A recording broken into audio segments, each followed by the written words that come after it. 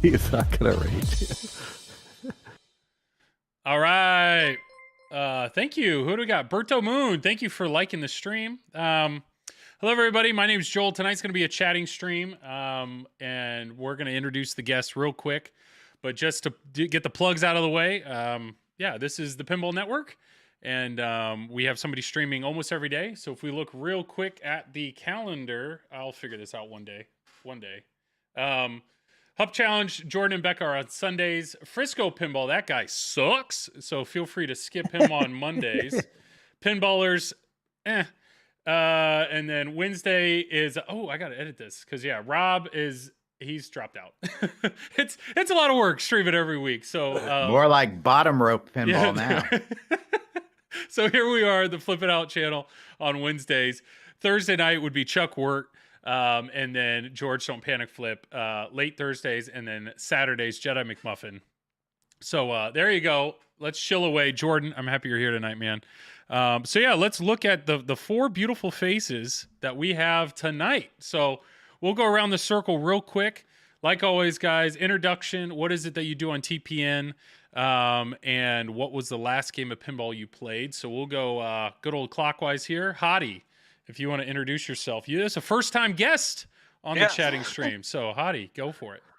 My name's Hottie, otherwise known as Frisco Pinball, Frisco, Texas. Unfortunately not. Well, maybe fortunately not. Maybe fortunately or unfortunately. Regardless. I stream on Monday nights on TPN. I have a trio of pins now. I kind of went fast and furious in getting them once I got my first one. I have Avengers, Black Knight, and Godzilla. The last pin I played was this wonderful Goonies V pin that I have in front of me. And it was Tron. And oddly enough, I got to Sea of Simulation without realizing it. So that was kind of cool. We were having a discussion. We honor the V pin creators every Tuesday night on my personal channel. It's the second episode that we did it. It was really fun. I recommend everybody watch it if you're interested in V pin because it gives a look at how tables are created and the history of some of the teams in the VPN community. But I love my Godzilla. We got to update the code, and yeah, that's who I am. Awesome.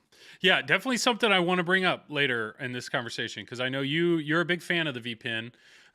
Dennis, I know, has made a VPN, right? But it's not. Yeah, it's in my garage. It's in your garage, so you've experienced it. Mike, have you done anything with virtual pinball? No, the only thing I've done is like the PlayStation, the Pinball Arcade, or Pinball FX, whatnot. So I think I've maybe at a show here and there, I may have got on one, but yeah. So I will be curious to see what. Yeah, we can definitely discuss that later. So Hottie, be prepared to defend that. My pleasure. Yeah.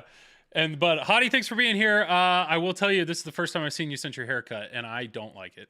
Yeah, I know. It's the mullet. The mullet had to go. I had to meet clients for my real life job, and I was like, all right, my pandemic haircut has to go. It was beautiful. I have one of those. I have one of those. Both of you guys your hair was like down to your shoulders, both of you, wasn't it? I mean, has anyone been watching Moon Knight at all? Yes. Not yet. Yes, Marvel series? I haven't seen the. Okay, this is not a spoiler, but my hair looked exactly like Ethan Hawke's did in that show. It was. You had that. It looked great. It was great. Yeah. Oh yeah. It was wonderful. Yeah. Yeah. Well, let's go to that. So, Ethan Hawke, Mike, feel free to give us the introduction and what was the last game you played? Well, I'm Mike, part of the Pinballers, streaming on Tuesday nights on TPN, and we also stream Monday and Friday afternoons and sprinkle some other streams here and there as well. Last game I played actually was Jackpot, which was on stream yesterday. I didn't get to play any pinball today, but that's like our go-to streaming game. We love to stream Jackpot, and maybe because it's not overly deep, but still challenging enough and really fun to play, quirky. Great music. Nice. I just love the call outs and everything. It's a fun game. Yeah. Would you consider that like a keeper? Like, do you ever see yourself getting rid of it? I mean, I don't have a say in the matter. That's up to Lisa. Oh, Lisa. It's probably her favorite game in the bunker. So I really don't have a say in that. I don't have a say in that. I don't have a say in Iron Maiden, Strange World. There's like 3 or 4 games that she has to, she has the power of veto on. She bolted it to the floor and you don't have the wrench. Yes. Got it. Okay. Yeah. All right. Well, I appreciate you being here. Thank you, Mike. Thank you. And Dennis, thanks. Yeah, go for it. Plug away. And what was the last game you played? Yep, I'm Dennis. So with the Pinball Network, I co-host the Pinball Show. So I'm the one non-streamer on this. Yeah. I just do podcasts. You have streamed though. Yeah. Yeah, on occasion. And but it's too hard for me. It is hard. And so, and the last game I played, actually, I haven't played anything this week. Last week I did go down. I actually did what I used to like to do a lot. I turned on all the games and I played one game in sequence down the line and then stopped. So the last one I did though was Godzilla because it's at the end of the row. There you go. But I don't have the new code update. No. So don't ask me about it. And we'll talk about that. Hobbit's Third Flipper, once again, the best Twitch name that I know. Hobbit's Third Flipper, how you doing, buddy? Jordan Stoltz was wondering, Dennis, rather fight 1,000 duck-sized horses or one horse-sized duck. I don't know if you've thought about that. It's a pretty common question for Reddit Ask Me Anythings. Yeah, 1,000 of anything's a lot. So I guess we'd do one horse-sized duck. One horse-sized duck? I mean, the abomination that it would be would probably, I'd lose. Yeah. You've ridden horses. Way, though. I mean, do you think that? Yeah, but a horse-sized duck is going to like fly and stuff. That's like a Pegasus. You're going to fall off. I mean, land on your head. Do I get a weapon? There's a difference. If I get a weapon, then maybe 1,000 might not be so bad. Well, it better be like a big gun or something because swords are no use against a horse-sized duck. 1,000 duck-sized horses, they really can't climb. So I feel like, you go up, I don't know, a few feet in the air on something, you'd probably be kind of safe. But Mango Slice, how you doing? Correct answer. Apparently, you answered the right one. So well done, Dennis. Well, yeah, chat. Thanks for being here tonight. If there are any, anything particular you'd like us to discuss, throw it in chat. We have a few topics that we'd like to get through. So we'll dive into the one that I know Dennis can't wait to talk about. And this is every single time that code has been released, Dennis finds no greater joy than the README files. I think, Dennis, like README files, they just speak to you, right? On a whole nother level. I love README files. My only issue with them is, I don't know how many people you've got currently watching right now. Let's say 20. I'll count across all the, the YouTube and the Facebook. And of those, you probably have like 2 that have this game. Nah, but out of I bet there's more. No, you've got 12 with it on order, but you've got 2 that have it. Okay. And so because of that, no one cares. No one cares? But okay, please, chat. Go ahead. Let me please. know. It's your show. Let me know, guys. I am just your guest. We have don't need to respect anything 19 people. 19 people right now watching. Out of 19, if you own a Godzilla or you actually care about the README file, please type something in chat.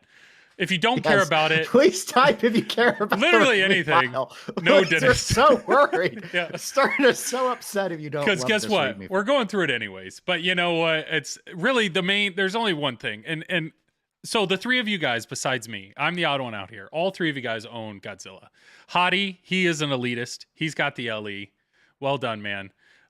Dennis has the premium. Pro money here. Pro money. Berto's all about the README. Berto's all about the README. Good job, Berto. And then Berto, good more old like Bert. No. Wow. Low-hanging fruit. Yeah, there you go. Yeah. So here we go. So, and then Mike has one. And, to be 100% honest, when you own a game and it's not at 1.0 code, like, it's like Christmas when a software update, comes out. Like, oh, yeah, what? I mean, we can tell because none of you guys have downloaded it yet because of how long it's going to take. Mike, what's he started it right before he started. Where you at? Is it? It says ready to install. I think it's downloaded. Click that button. Go in there. Wow. It said 45 minutes. No, okay, I'm going to go check it out. Yeah, that's crazy. You only started that like 15 minutes ago. Yeah. So we, on our Discord, I know Amanda from the Free Play Pinball podcast, she started hers and she sent a picture. It had like 3,000 hours left. So I think but she's in Florida. Installing the update. Yeah. It's downloaded and installing. I think everybody wants it, but really what I want to zoom in here on, let's see if I can zoom tonight. Yeah, buddy. All right. Right here. We're at 0.94. They keep adding some amazing things. So I've told many people that my favorite part of Avengers is Soul Gym having that flipper limiting mode. I know Hottie has an Avengers, and Mike, you still have Avengers, right? Yeah, that's the last game we streamed. We streamed on our channel. Yeah. But that flipper limiting mode is incredible. And I mean, Godzilla's already number one game on Pinside. Dennis Kriesel, out of his mouth, said it's number one game in your heart. I mean, maybe you didn't say heart. Maybe you just said it's. No, but I think didn't Dennis say maybe of all time by Stern?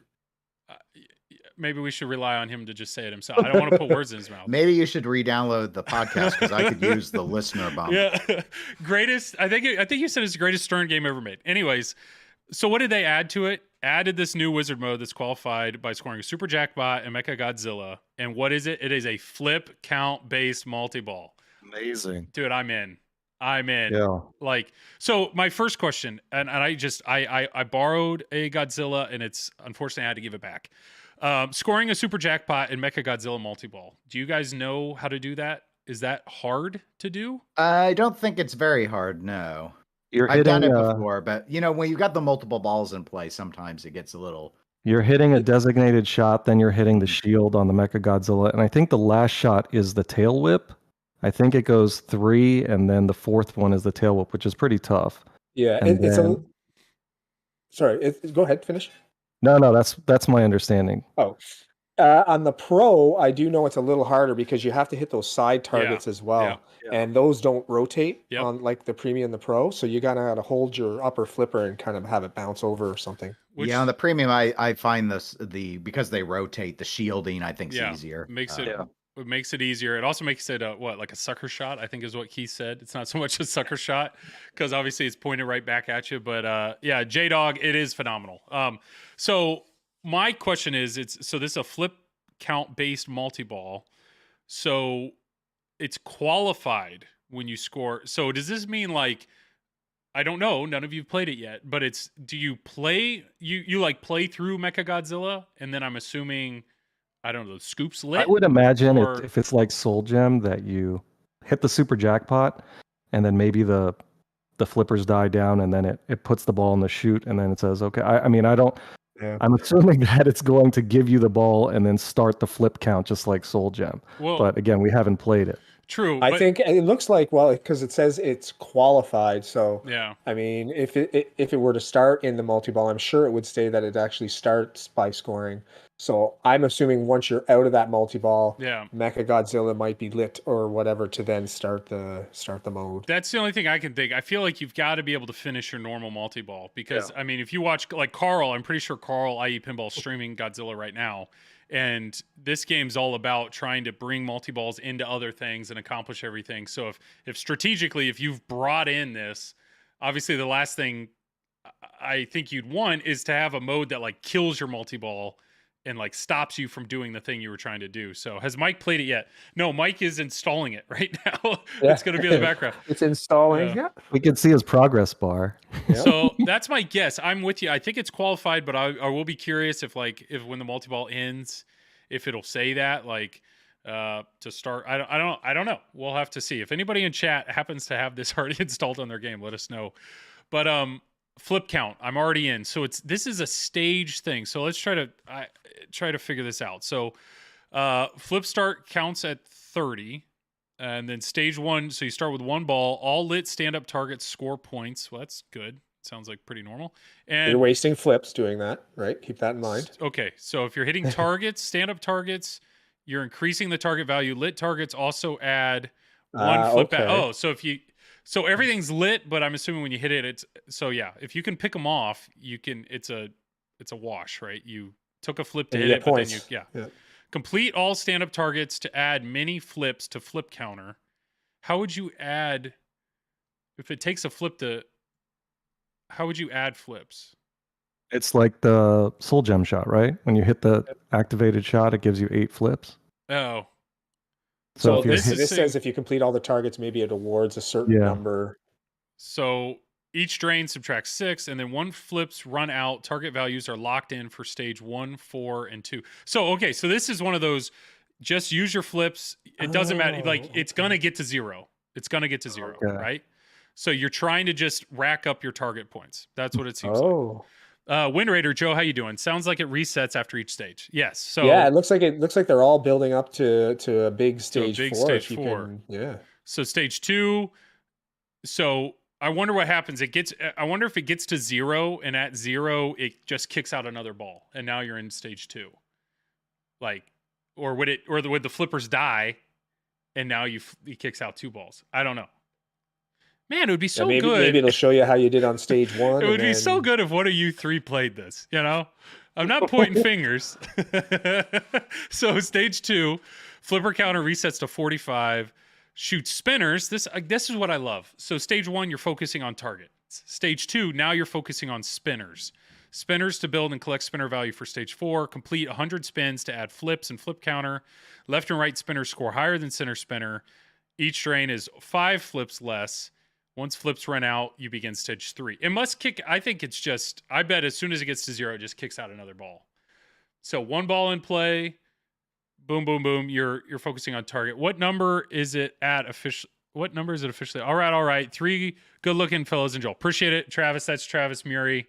Thank you, Travis. Dude, Travis said no to tonight because he's on a date night. What are you doing? You're supposed to be on a date night right now. So he's probably, I don't know, at a restaurant and pulled out his phone. Stage 3, flip counter resets to 50. Now we're at ramps. So targets stage 1, spinners stage 2, ramps, left and right ramps to score and boost ramp value for stage 4. Collect 8 ramps. We'll add flips to flip counter. And then once flips runs out, he's got an earpiece on listening to the show. Yeah, he's on date night. Waltwood Pinball, thank you for the follow. Yeah. Do you know Walt there, Hottie? Yeah, we met at Expo, and I talked to him for a long time. He's awesome. If you've never seen Walt play pinball, that's it's an Walt. experience, Walt. and he's amazing. Yeah. I didn't put it together. Walt, he's the guy that's like insanely he blew good. up that Doctor Who. But also, he's dancing all over the plate. Walt, I hope you're doing well, man. Marvin, please give Walt a follow. He streams now. He started streaming, so please give him a follow if you haven't already. Perfect. Yeah, Walt's a good player, and a very nice guy. All right, I've done a little bit of research because Tilt Forums was going to dump all this without making us play this, Joel. So it just took me a little bit of time to find this new section on the rule sheet. So the way you start it is if you got the super jackpot during the Mechagodzilla multi-ball and you've qualified Godzilla Power-Up level 5, the next scoop shot will begin Terror. Oh. So that's how you start it. So the next you started outside of the multi-ball. Okay, so you if you happen to ball. do it and you got the super jackpot, that will be a scoop eligible award. Nice. After you've qualified Godzilla Power-Up 5. Very cool. Very, very cool. So yeah, finish what you're doing, and then bam, you get right into And once you run out of flips per phase, you move on to the next phase. It just kicks out another analyzed ball. From the rules. Okay. And then phase 4 is your collect phase or something, right? So 1 was targets, 2 was spinners, 3 was ramps, and then boom, 4-ball multi-ball, flips reset to 100. No more flips can be added. Target, spinners, and ramps are all lit with their locked-in value. Ooh. Walt, dude, this game is honestly becoming the greatest game ever made. I agree. Seriously, man. I agree. And then pop bumpers and cactus balls score 3 million. Not 3 million per pop bumper. Wow. No way. Why not? That's a lot of points. I mean, maybe it's 1 pop bumper though. I mean, it doesn't. It doesn't. It is 1. That's right. Like there's a nest. Yeah, you're right. I'm thinking like, it gets stuck in the pot. No, that would be. This is freaking Godzilla. This is just okay. Drain, subtract 3 flips. Once flips run out, balls are collected in Terra. What an odd! Like I haven't played it, and I'm already pumped about this. That sounds bring that 2x into it as well. With finally something that might outscore the stupid tank mode. Yeah, that sounds incredible. So I mean, that's the big thing they added. Now I am curious. Because this is somewhat hard to get to, like a novice isn't going to stumble upon this mode. I swear I've stumbled upon the super jackpot on that. You're not a novice. You're not a novice, right? But to me, so that was my only issue with the Soul Gem mode is I thought it was an incredible experience because it makes you play pinball in a completely different manner than you're used to playing. And so there were times that I would get to Soul Gem when like my brother or my brother-in-law or somebody was over and then have them step up and play that mode. So I hope that this is something that they will allow you to get to with, hold the flippers in and like Do you guys agree? Like, you know what I'm saying? Like, just skip to it as Oh, a challenge mode. like as Yeah. a challenge Separate mode mode, sort yeah. of thing. Yeah. Was Soul why Gem? not? Soul You Gem, can't do the Soul Gem, I don't think, in No, yeah. Avengers. No, You you can can do do the Battle Royale. the Battle Royale. Yeah. Battle Royale, yeah, which counts Yeah. that Battle Royale is it's not a flipper limited mode. It just counts your flipper, right? It just counts how many, or I don't remember. Yeah, it's a count. That's oddly enough how I got into physical pinball, watching Pin Clash and everybody doing their Yeah. AIQ Yeah. qualifying rounds, but it's the flip count up, and it was Yeah, and there's no maximum, I don't think either. It's just kind of Okay. however Yeah. many flips it takes you to finish. This looks awesome. So I just really hope, is first stage Soul Gem is a flip. Yeah. So I'm with you. I can't wait to play this, and I'm bummed I don't have a game to play it because I remember how much I love that about Avengers, and I'm gonna own a Godzilla Premium at some point. It's just this game. You're a Rush fan for life. this game, it's already so good, and it just continues to get better. I don't know. You three should feel. We don't even have Oxygen Destroyer yet. I know. There's so That's much what I'm more. looking for. All right, so Godzilla Power-Ups, level 5 and above are only available after qualifying Terror of Mechagodzilla. Okay. And then got a little bit of gatekeeping going on. collect bonus award is now awarded at level 1 as 3 times bonus, and level 9 for 10 times bonus. 10 times bonus. So apparently, these crazy scores Carl's been getting. Let's go ahead and give him some more multipliers. Joel getting a lousy GNR coming in. Dude, I'm excited about GNR. I'm excited just because it's something new. But at the same time, I'm not. If somebody was like, if Zach was like, hey, do you want, I'm going to give you a game just because I like you for you to keep, I'll take the Godzilla all day. I'll take that all day. Stacy Borg, I wonder how the new Mechagodzilla Wizard mode will start at the Mecha Magnet. Oh, yeah. It's at the scoop. At the scoop. Dennis did some detective work there and figured That's that out. on both the Premium and the Pro? I would assume. Yeah. It looked like the Pro model may allow you to get the super jackpot, not just with the tail whip, but also there's a spinner, I guess, shot that counts on that model. According to let me hop back up. Sorry, I got the Mechagodzilla has a spinner. Maybe that's yeah. It had noted the on the rules for the super jackpot for that. Let me see right quick here. Gotta get back down to hit the scoop twice. Starting the terror mode will be the scoop for both. But it just noted that once the Mechagodzilla has been deployed, the jump ramp will rotate. Well, that's for the premium LE. And then during the multi-ball, scoring super jackpot is tail whip or right spinner lane, but it's tail whip exclusively on the premium and LE. Is what it says. Oh, okay. I'm surprised they didn't name the stages. Stage 1 is easy, stage 2 is hard. Just straight That's up. a lot of rising action. And then there's a Hydra just randomly in the background. Always on the ball, Den. Yeah, Dennis, he's not playing around. It looks like everything after this is just fixing issues. High score champ added Terror of Mechagodzilla and Monster Zero champion. I'm curious who the initials are for that. Shout out to Tom Graff. Tom Graff got his initials on when they added the wizard mode for Rush. The default initials are Tom's. So shout out to Tom. Instant info, more call outs. Shoot the whamps. More of those. Can't wait. And more light show, more sound effects. So, I mean, it looks like the main thing here, fixing a few little things, but bam. Right there. Boom. Terror of Mechagodzilla. That sounds awesome.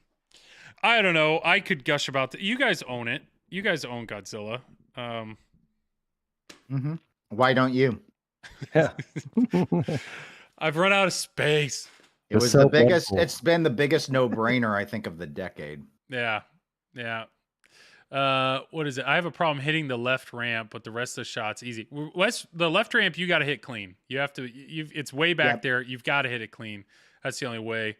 I was back to put on a mod, and then on mine there was like a piece of a plastic bag from the factory that got wedged under that, and I couldn't see it from even when I waxed the game. Huh.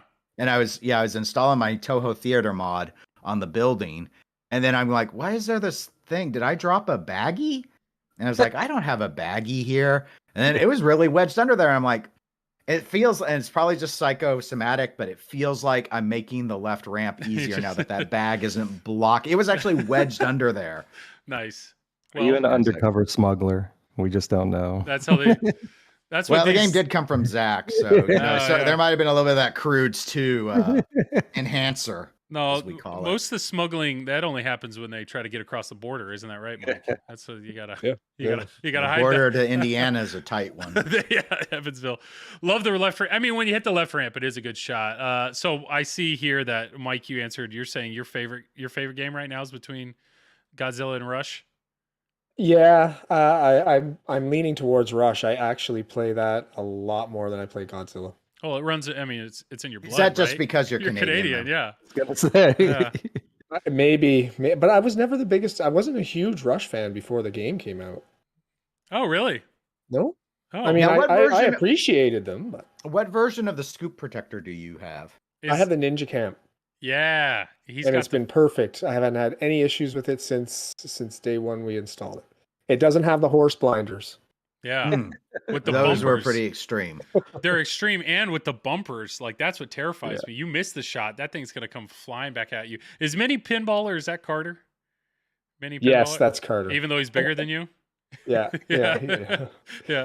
He's only playing Rush like exclusively. Oh wow.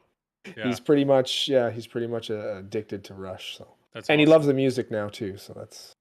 Here's a better question for Mike. Jurassic Park or Godzilla? Godzilla. I sold Jurassic Park to get Godzilla. Yeah. So Jurassic Park was on my maybe buy list until I tried Godzilla, and it fell right off. Well, Jurassic Park is a fantastic game. Mm-hmm. The rules are amazing. The shots are amazing. Not a fan of the art. Not a fan of the music. Not a fan of the animations. None of that stuff. So it didn't hit any of those buttons for me. It was just the gameplay itself, and it, I guess, wasn't enough to have it stick around.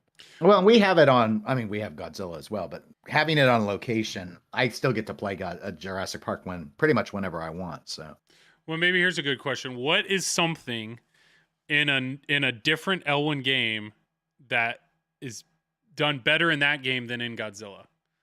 Like, is there something better? Like Avengers, is there something better about Avengers or like, does Avengers do something better than Godzilla? It's got that cool magnet grab, holding drop. I mean, the toys are all different, right? So, I mean, I never was a huge fan of the wannabe bullseye target thing on Iron Maiden, but you got the weird thing going on with the Jeep and the way it kind of blocks shots. I think is interesting on Jurassic Park, and you've got the cool building magnet. Let's do a Hawkeye shot on Avengers. That's pretty cool and it's different. So and upper loop, nothing like either of those on Godzilla. Upper loop I feel like on the ramps are better on AIQ. I feel like I just like them more. I know it's polarizing, but that Captain Marvel shot is one of my favorites, just because of the uniqueness of it, of a horizontal sort of sky loop coming across. So I love the ramps on AIQ. I mean, it's satisfying to hit that left ramp on Godzilla, but the AIQ ones kind of do it for me. AIQ, it's my least favorite Elwyn game. And part of it is I don't like that banana ramp. I don't like that ramp is like accessible from 20 different flippers. There's something morally wrong with that. The upper ramp, people are saying the Iron Maiden loop is better. There's a few people that said that. People said the upper loop on the Iron Maiden? Upper loop on Iron Maiden is better. People are saying Avengers frustrates better than Godzilla. It does. Yeah, no other game does failing a mode changes your strategy more than Avengers. I will tell you that. Avengers, your game plan changes drastically based on failing a mode or mistakenly putting the gem on the wrong thing. Yep. But that's like that happens a lot. It'll bounce off a sling and then hit the drop targets, and you're like, See, I don't understand the rules. Gem is there or whatever. Well enough to Avengers. Whenever, like, competitively, when I get it, I'm like, and maybe I need to read the README, because I'm like, I go up to it and I'm like, I know there's a strategy here and I don't know it. It's and insane. I know that I lock myself out as I drain and do different things.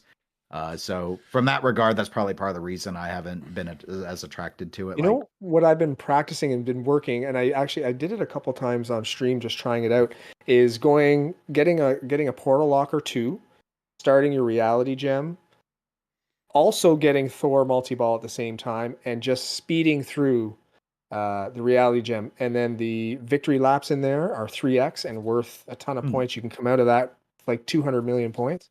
Oh, okay. Yeah, we have not. That'd be worth trying. That would win me most of my matches. On Triple Drain, we have not done a triple combo yet on Avengers. We need to. So, Travis, that's on you, man. I don't know if you're still listening, but that's on you for figuring out the tournament strat, because I don't know it. But I will tell you, when I was streaming, I enjoyed I had times that Avengers was on the headset for me, or even Travis was on the headset, and it was really fun.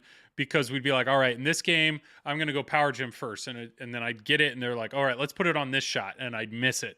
And I'd hit some other shot. And then it's like, cradle up. Let's think this through. Now what? And it was cool, like adapting that. Every time I played it, you could always adjust. And there were times, I think some of my highest scores were always a second option, but it ended up working out. So it is a masterpiece. I think this is a good question here.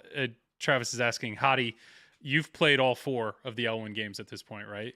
Do you want to? Yes, I don't have extensive time on Iron Maiden except at the Expo tourney and at TPF, but I have played them all. Do you have a rate? Should we rank them? Do you have? Yeah, if you want me to rank them. I own 2. I'd like to complete Elwyn's Row in my house at some point. It has to go Godzilla first. It's just theme for me is a big thing, and that's why I got Avengers first as my first physical pin, because I'm a big Thanos fan, and that art by Zombie Yeti and the whole Infinity War theme is just, it speaks to me a lot. Yeah. Then I got to play it at my first tournament last September in 2021, and that was my first tourney, and I loved it. I fell in love with it. So it goes Godzilla, Avengers, Jurassic Park, and Iron Maiden, just because I haven't played Iron Maiden and Jurassic Park enough to see which one's better. But if I have to go theme, it's for that reason. I love AIQ's complexity. I don't think Godzilla is as complex. It's more fun. The flow is better. But AIQ's 75-page rule sheet, whatever it is awesome to me. I love every sort of...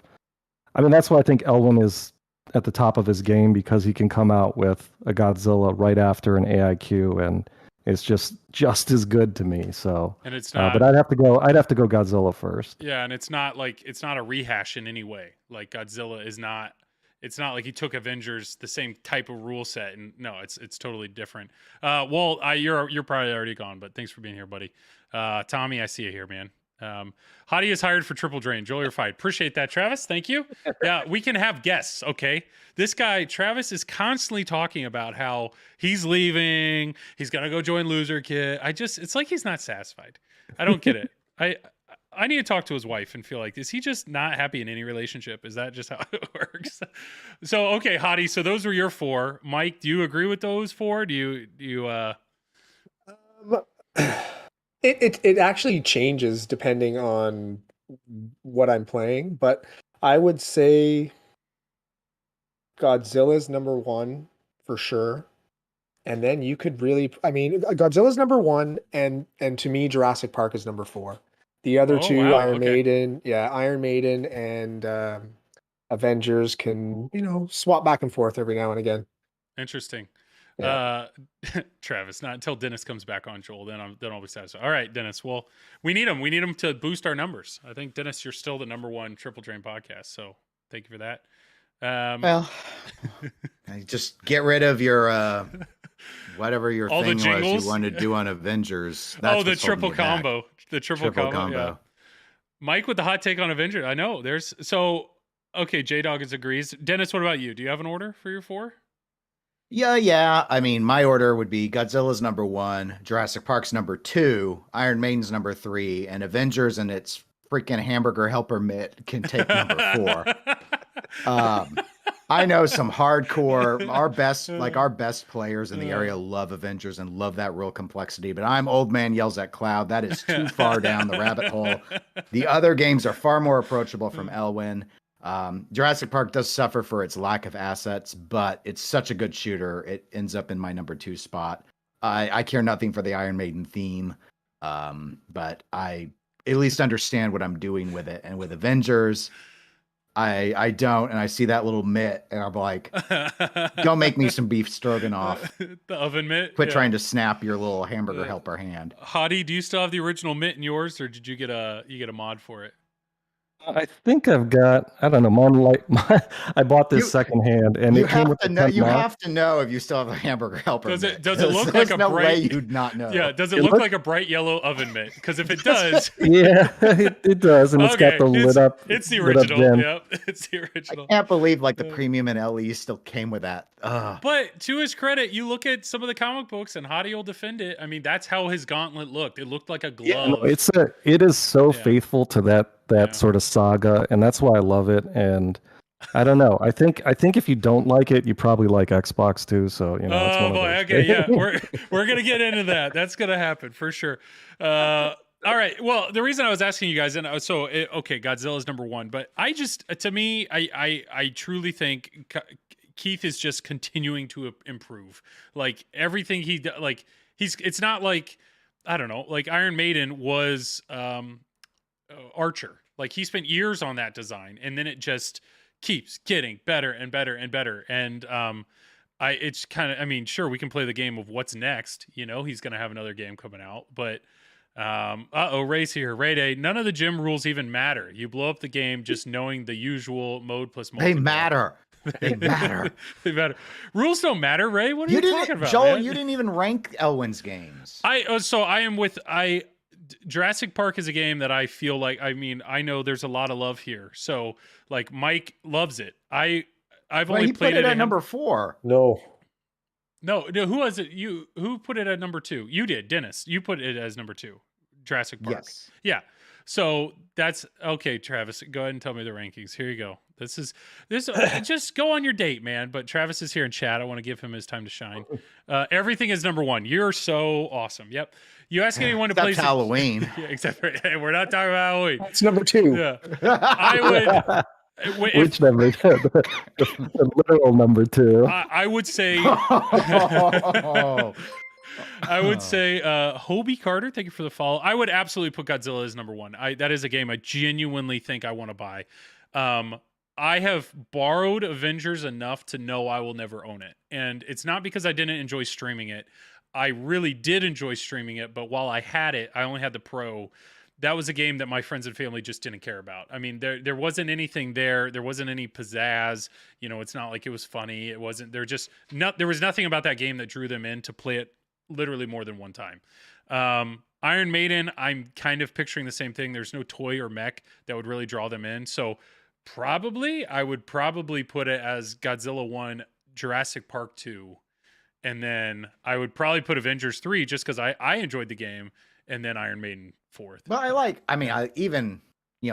hamburger flashbacks aside, I mean, all of them are fun. They're all of them great. Are very good games. Yes, they're all great. Where would you place? So would you rather have Avengers or Rush?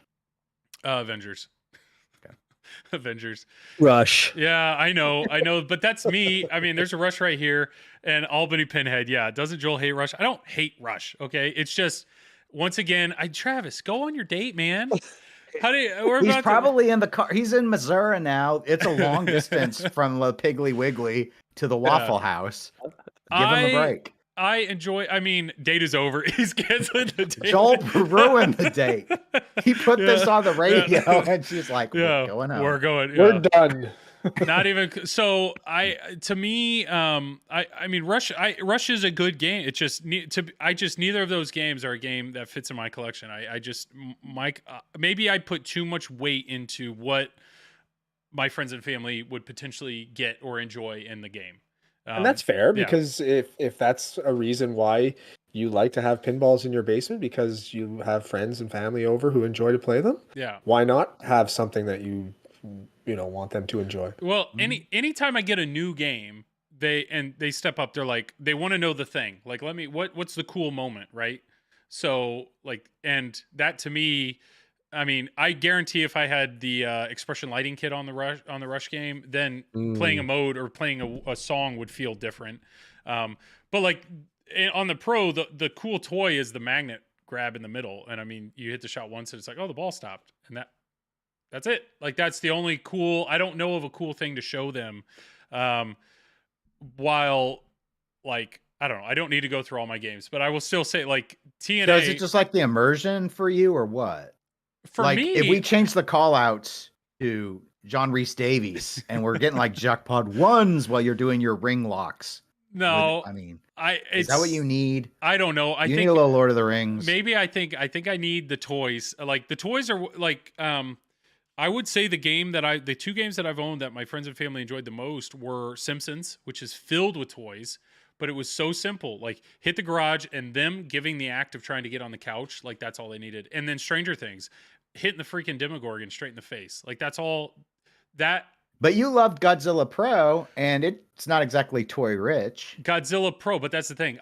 If I owned Godzilla, I would buy the premium. Like, Godzilla Pro, I loved Godzilla Pro. It wasn't played a ton by my friends and family, but like, when I went on my birthday, when we went to Wizard World, I played an LE, and when they actually saw the moving building and they saw the spinning thing, like, they were all in. I mean, so Hadi, of your 4 games, you own Godzilla LE, Black Knight Sword of Rage LE, Avengers LE.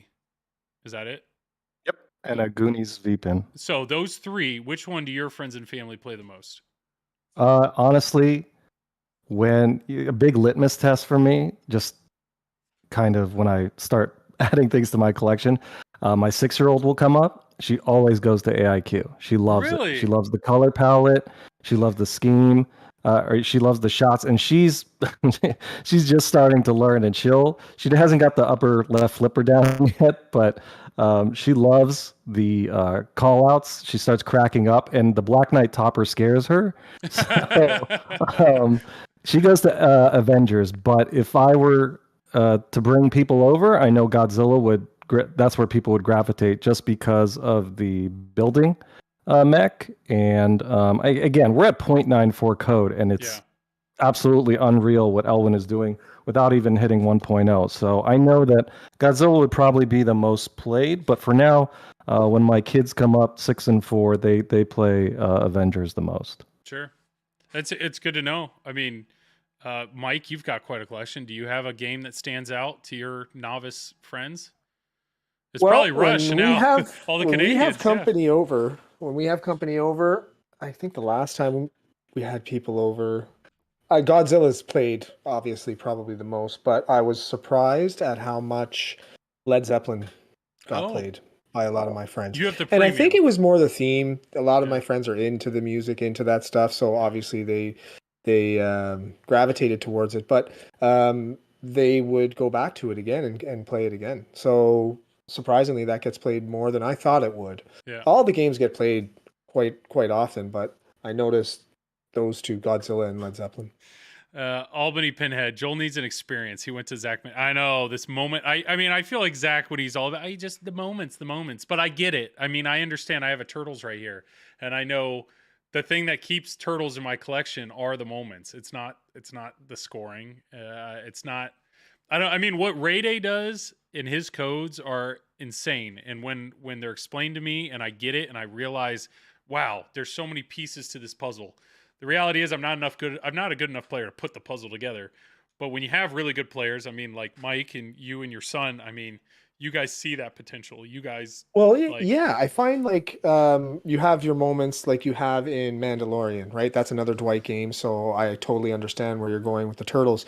But I also feel like, and that may be why I gravitate to the music games, because the moments in the music games tend to be scoring moments, right? Where you're getting a huge jackpot or starting a mode that you're chasing after or something. So to me, those moments are just as good because I'm a competitive player as well. So I like the scoring moments as well. Well, and Led Zeppelin hits those buttons. Rush does, Yeah, and I do think it's interesting now that Led Zeppelin keeps coming up. If I actually think about it, if right now, which one have I had more fun streaming? Probably Led Zeppelin. Now, I will say I did have the expression lighting kit on Led Zeppelin. Oh, so I can't wait for... Yeah, I guarantee that's going to change so much because the expression lighting kit, once that was thrown on Led Zeppelin, the layout was so simple. but maybe it was just easier for me to shoot, and so I could link a lot more things together. I could get through songs more. I could get further in the game. While this layout kicks my butt, it kicks my butt. But Dennis, you have a unique collection. What game is played most in your collection, and why is it Hoops? Hoops is a tournament darling. So that's the one that the locals, when they have tournaments that they want games brought to, ask me to have supplied to them, which sometimes I do. And then sometimes I give them other stuff and then they whine. No, I mean, in the home collection with people that don't play as much, Stern Star Trek gets a lot of play, probably because it has longer ball times. It's pretty understanding. I think they're pretty easy to, shoot the scoop or shoot back into the start lane to get your. Those aren't the easy. Those are actually the two hardest shots in the game, but doing that, it's real clear how to start a new mode. So people are able to go through, and it's got a lot of different modes. And for some people, it's chase the blinky lights, and for other people, it's this mode will let me shoot all the shots. This mode makes me shoot the left-hand shots. Level 3 Nero makes me do math. It just depends. And you get to start one right away when you start the game, right? You don't have to qualify or start a mode. You just hit a button and you're good to go. Just like Guardians. Guardians is the same. Yeah. Yeah, no, and I think especially once it got further in its code, Guardians went from a very one-trick pony, Groot all day, to another one-trick pony, Orb all day, to finally a really good game. Where it made sense to play it. So I mean, historically it would have been Star Trek, but Godzilla gets a lot. I mean, it's funny. The clips are well integrated.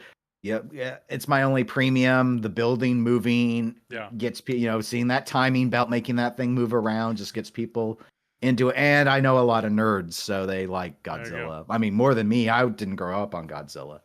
I got it because it's a good game.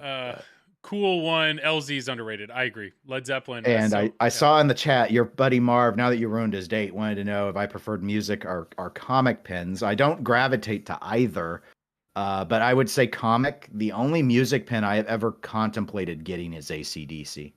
Yeah. We've had this conversation before. You own TNA, but TNA is not a music pin. It is not a music pin. It's not a comic pin either. It's a nuclear disaster pin. It's actually very bleak. It's tough. I understand the argument. I'm not going to make it here, but I do think of Godzilla. I do think of TNA as a music pin. I think Black Knight's a music pin. Oh yeah, Black Knight. It's got good music, and so does TNA, but they're not music pins. Sure. I mean, the musicians actually created the music to those games. Created the music to Godzilla. I mean, you mean the multi-ball song, right? No, Akira's theme. I mean, everything is technically a musician, and his right? scoring he did for all those movies. That, but I mean, he's a classically trained. Well, he was. I mean, he's passed away, but classically trained musician. Right. So, Joel. So, are you really looking forward to Turtles creating the moment when it goes and lets you have space for Godzilla? Is that the moment that you most long to see it create? No, it sucks. It's funny when I got into this, I was like, I just thought it was funny that you listen to podcasters and they're always complaining about running out of space. And I always remember thinking about that. I was like, how does that happen? Like, one, how do you have enough money to buy enough games? And two, what do you mean? Yeah, I was like, you only need one. You don't need 10. Like, what do you mean you run out of space? I own 3. I typically borrow a 4th from Zach, and I'm out of space. And I like the 3 I have. And I don't like this feeling. I don't like loving 3 things and feeling which one do I love the least. I don't like it. I don't know how you guys do it, because like Dennis, you've run out of space for a long time. So have you, Mike. I mean, it's one goes, if one's coming in, one's going out. It's a tough. True love can only be experienced, Joel, through sacrifice. And Hottie's about ready to move all of his kids into one bedroom so that he can just keep expanding. It'll improve their bonding. Yeah, I have a Weird Al coming at the end of the year. I totally forgot. Well, there's your solution, right? One, you don't run out of space. You just keep adding modules. I've got room for at least 3 more before I start selling the arcade 1-ups and open another wall. Yeah. So what are you doing, Hottie, when Venom finally drops? Just buy Venom. I'm buying my LA Venom. Venom is the top 3 theme for me. I have Goonies #1, Matrix #2, and Venom. Whatever Venom they want to give me, movie, comic, doesn't matter. That's my dream. Those are my dream themes. Saul's in the chat here speaking truth. GNR's the best music pin JJP's ever made. So I think that's, you know, Even I'll agree with that. that's Yeah. well, yeah. Any arguments? Dennis, you agree? I know you like GNR. Yeah. Yeah. No, I can't. His logic's undeniable. Okay, speaking of the undeniable logic, Hottie, why is the PS5 the gaming system to own? Are we going to go in the weeds here? So here's the deal. We're supposed to do an ad here at some point in time. So, you know, it'll be a nice cutoff. I just need some real quick. I'm telling you, now in the basement, now that I got the projector set up, I need to own a gaming system. Marv, here we go. So why? Yes, I do know there's some strong opinions out of the three people. Mike, I don't know your opinion on this, but I'm a huge gamer, so I have opinions. So we'll wait then, because I'll wait to hear what yours is, because you'll be the deciding vote. We will ignore chat unless it's anybody but Marv talking. Hottie, why is the PS5 the thing I should buy? I mean, if you want a track record, just look at the quality of titles that have been released, look at the number of Game of the Years they've won, look at the broad catalog and reach of their system, and how it doesn't even matter about sales at this point. It's just reliability, quality of actual games, the broad range of, you can go from MLB The Show, which is now on every system, to Horizon, to Uncharted, to what the hell else is coming out? I've been playing Elden Ring so much I forgot. You've got the number of studios that are under their flagship. Even though Xbox has done some really, really nice things as far as bringing in more studios, I think the homegrown, organic nature of their creation process is more attractive to me than the way Microsoft has done it in the past two generations. During the Xbox 360 generation, Microsoft was smart, and they were doing everything that sort of attracted people to that fan base, along with Sony's PS3 bundle, and then it switched in the PS4, Xbox, what was it called, Xbox One era. So I would have to say, if you're going to look for a system that has a worldwide track record, you can't go wrong with a PS5. Now, is that to say that Xbox is not the way to go? No, you just have to find out what you like better. And until Microsoft this generation releases a quality AAA title that attracts you, I wouldn't spend the money yet. They're so evenly matched. But you really have to look at the catalog of games and exclusives, because that's all that's selling systems now, other than where your friends are and what ecosystem you grew up with. Yeah, good points. I think they're all valid points. Dennis, what was the AAA game that attracted you to the Xbox, and why do you feel it is a better purchase than a PS5? Well, the number one determining factor for which console you get, in my view, should be what system are your friends playing on. And that's why I ended up with Microsoft. I was a World of Warcraft player. This is way back. And a friend of mine wanted to play Resident Evil 5. I'd never played Resident Evil games, and that was going to be a big co-op one. Turned out to be not as great as advertised, but nonetheless. And he was like, "You gotta get a 360, man, so we can play Resident Evil 5." And I'm like, "I don't want a console. I'm a PC gamer. I don't want to go back into the console infrastructure." And anyway, I was getting tired of MMOs, so I did the shift, and that's why I ended up with it in the 360 era. And Microsoft was making a lot of, the first Xbox, it was a very small market share, and then the Xbox 360 was very big, especially in the US. And then Microsoft really bungled the Xbox One, made it about being a media platform, made it too expensive, made it with the Kinect, and ceded all this ground to Sony, which made a lot of really smart moves in the PS4 era. Now, if you're asking why, I would say, like, if you don't have friends on one over another and you're trying to decide, the reason why I would say that I would turn to Microsoft at this point is sort of a multifold thing. One, Sony has finally launched their own gaming subscription service. However, Microsoft Game Pass is the best deal in subscription gaming, period, on anything. Plus, it can be done on PC. So there's just a lot of games. It's super affordable. It's a really, really good deal if you're interested in having a lot of exposure to a lot of different games. Second thing is, Microsoft's biggest problem that it's had forever was they didn't have a lot of exclusive studios. They have bought their way out of that problem. Not all of those companies have put out their new exclusive titles yet, so you will still be waiting probably a year or two. I think it would have been ready by now if not for COVID. But I mean, we're talking things they already had, like 343 Industries and their own game studios publishing. But case in point, they bought Bethesda Softworks. That's my favorite, what was third-party studio, because they make the games like Fallout and Elder Scrolls and all that sort of stuff. They got ZeniMax now. They got id. They got, I mean, stuff I knew from the PC era. So they actually have more studios now than Sony. So they're going to have more exclusives once everything's up and running again. And those are the main things. I also think the controller's more comfortable than the DualShock, but you can always get a controller of that design to work on a Sony. So, I mean, I wouldn't let that hold you back if you're into Sony. Yeah. And those are the main reasons. Good point.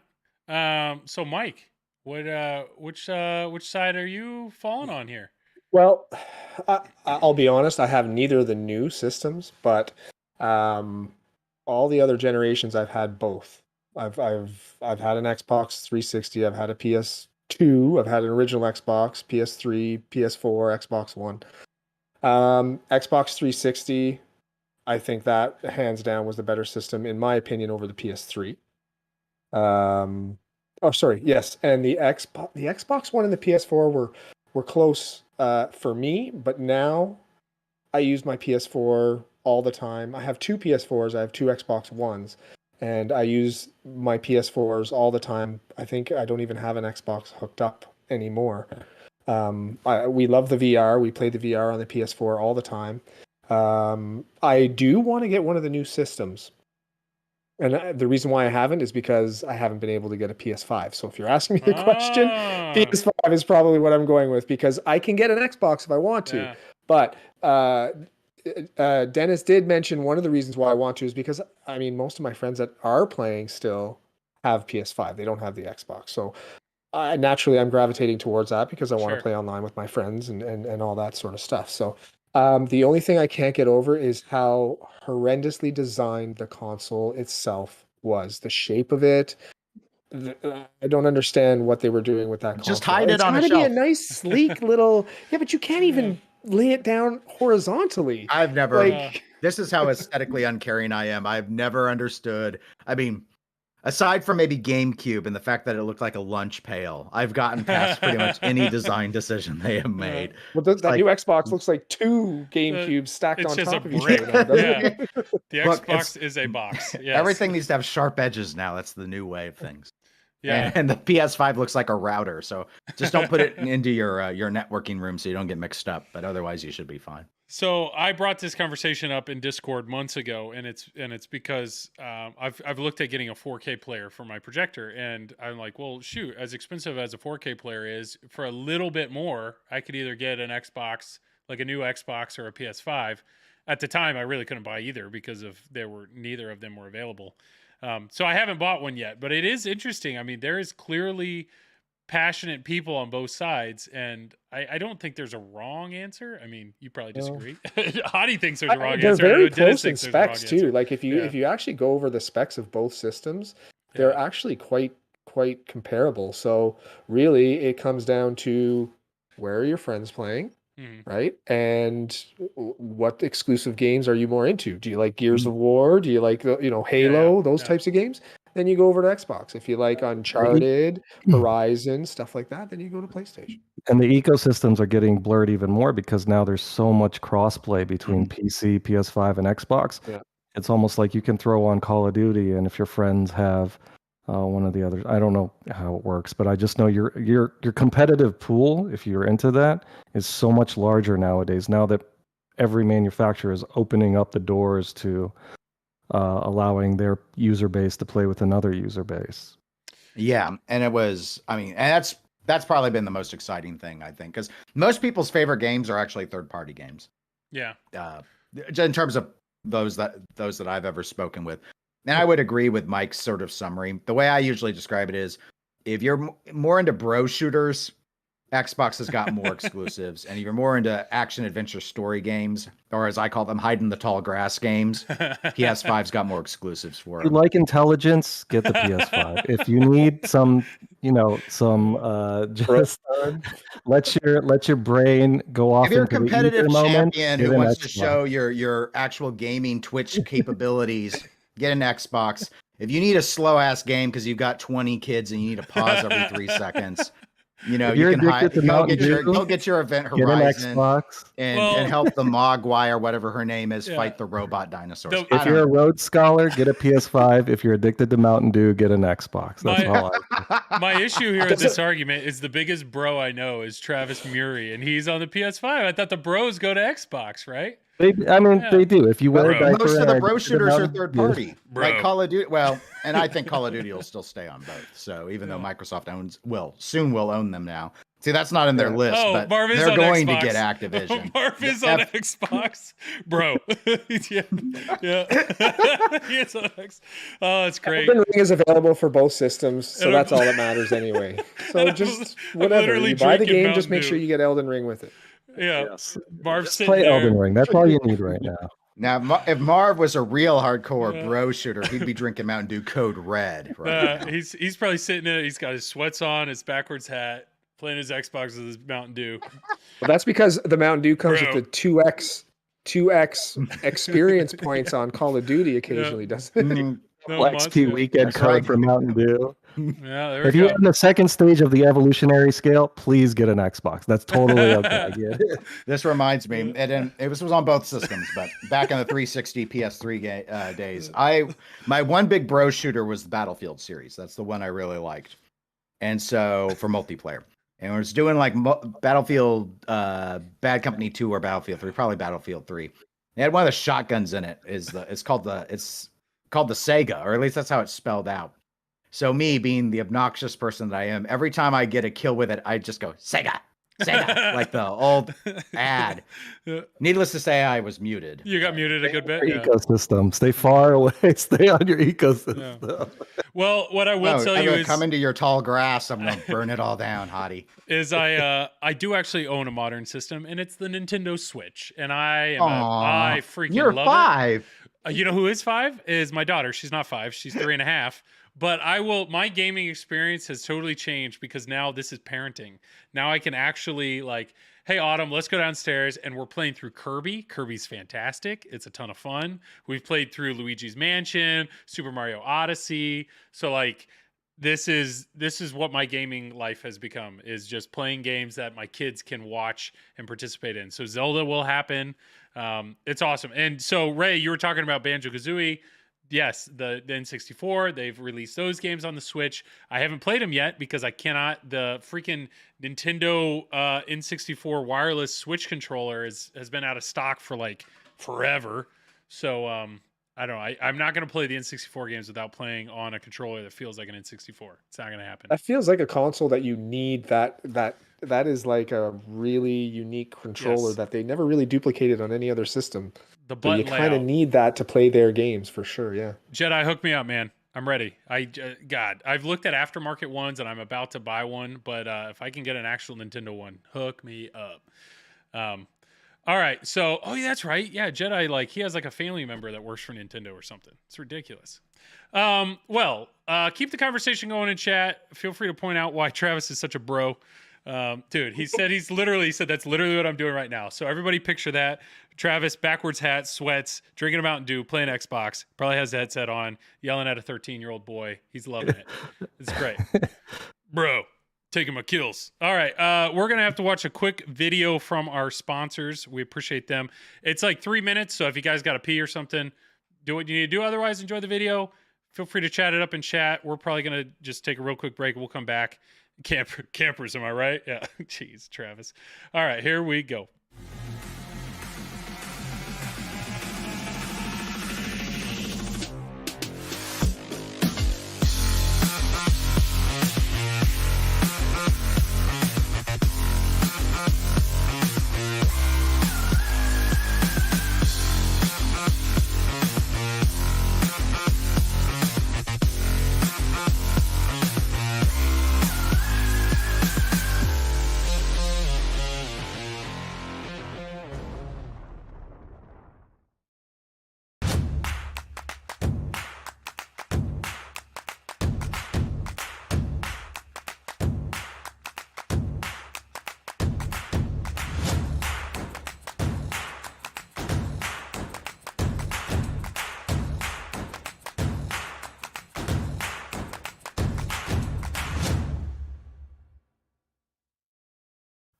Your pinball machine deserves the best. At Comet Pinball, you'll find the best variety of LED products with the best quality LEDs, and most importantly, at the best price. Your collection is begging for an upgrade. Order yours now at cometpinball.com.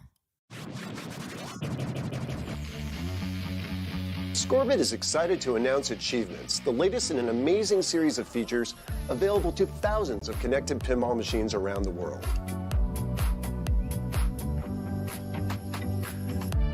Achievements are part of Scorbit's free open platform. Scorbit already supports hundreds of pinball machines from the 1970s to today. Give your games new life by connecting them to the Scorbit platform and the universe of applications for pinball machines.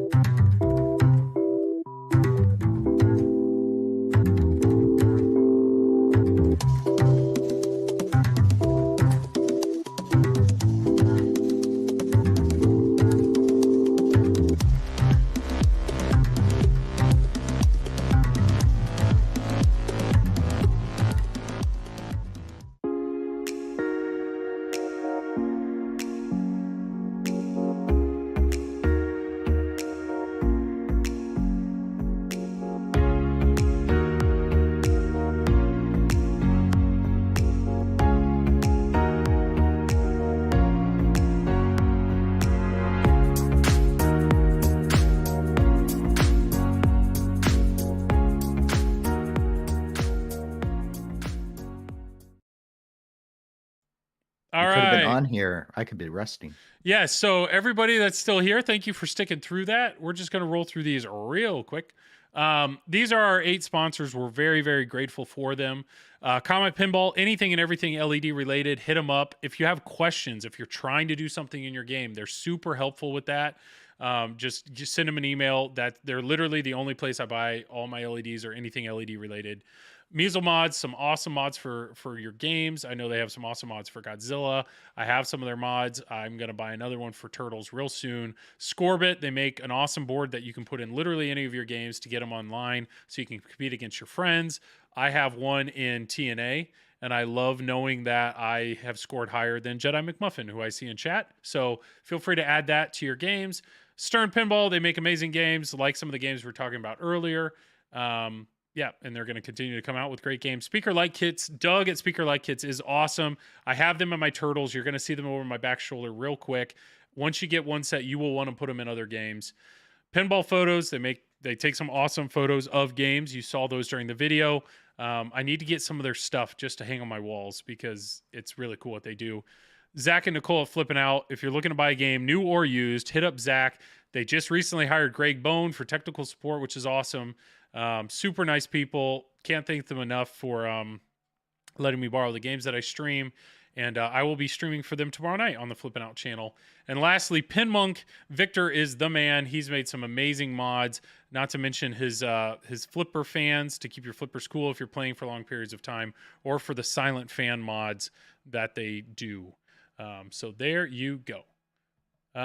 Here, right there. Those are straight from Speaker Light Kits. And I have another set of them to put in Deadpool. I took them out of the Pro, and then when I upgraded to the Premium, I haven't put them in yet. But I'm telling you, once you get one set, you will get more than one set. Dennis, have you considered buying the burning building flipper light kit? Or Hottie, do you have those? Or any of you guys for your Godzilla? The burning building flipper fans are. I do have it. I haven't installed it yet. Oh, they're so cool. And I don't know why I'm black and white, but just a heads up, I'm black and white apparently. It just, Very edgy. Yeah. I don't know what happened. I looked to see if they were at TPF, but I guess they didn't have a booth. He and wasn't now there, with these no. threats that if I bought one set, I'd have to buy them for the rest of my games. I don't know that I want to. Well, I don't know.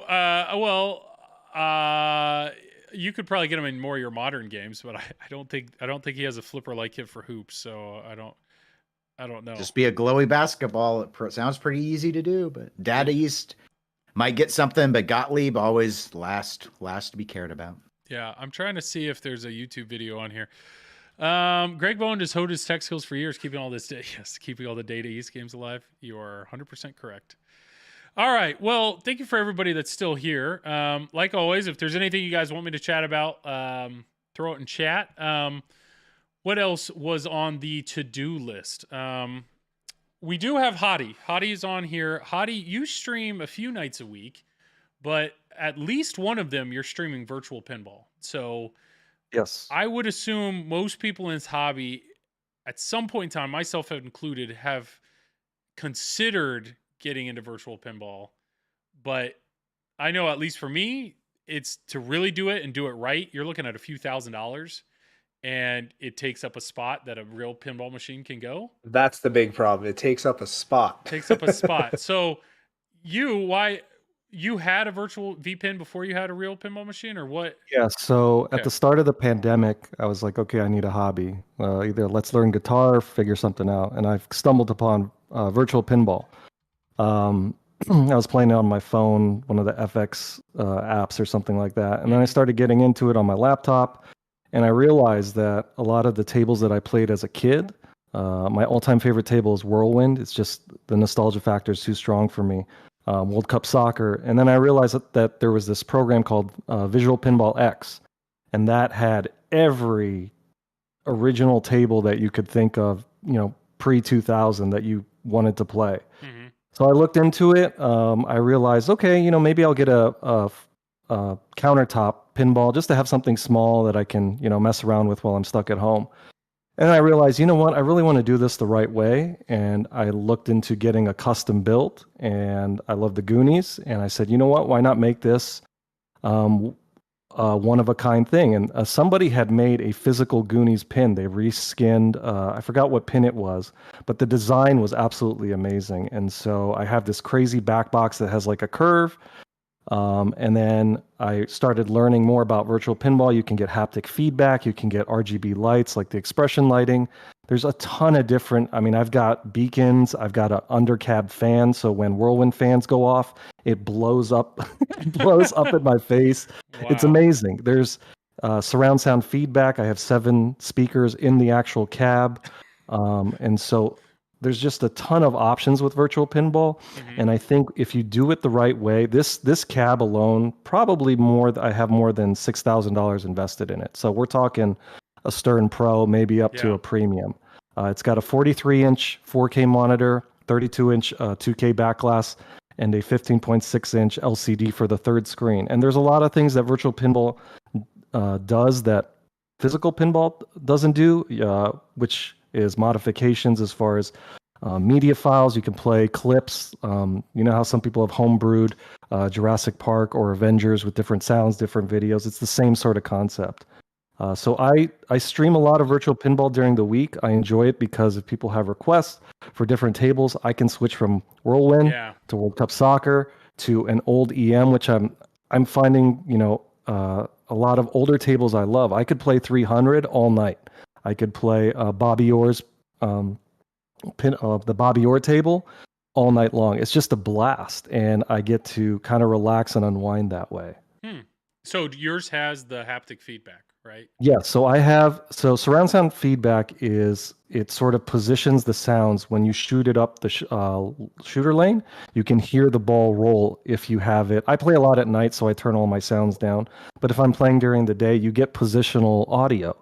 You can also have knockers. I have a Gottlieb chime unit. I haven't installed because my kids have to sleep, so I'm not gonna put it in. But it's great. You can have all the bells and whistles.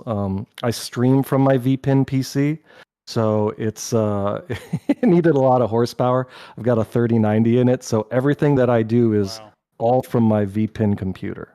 Interesting. So that's why you're sitting at it right now, basically. That I'm sitting at right now. Again, I don't know why I'm black and white. I turned on OBS and it did something, but it's the fun of streaming. But it's a blast. Like there's an original Goonies table that came out earlier this year.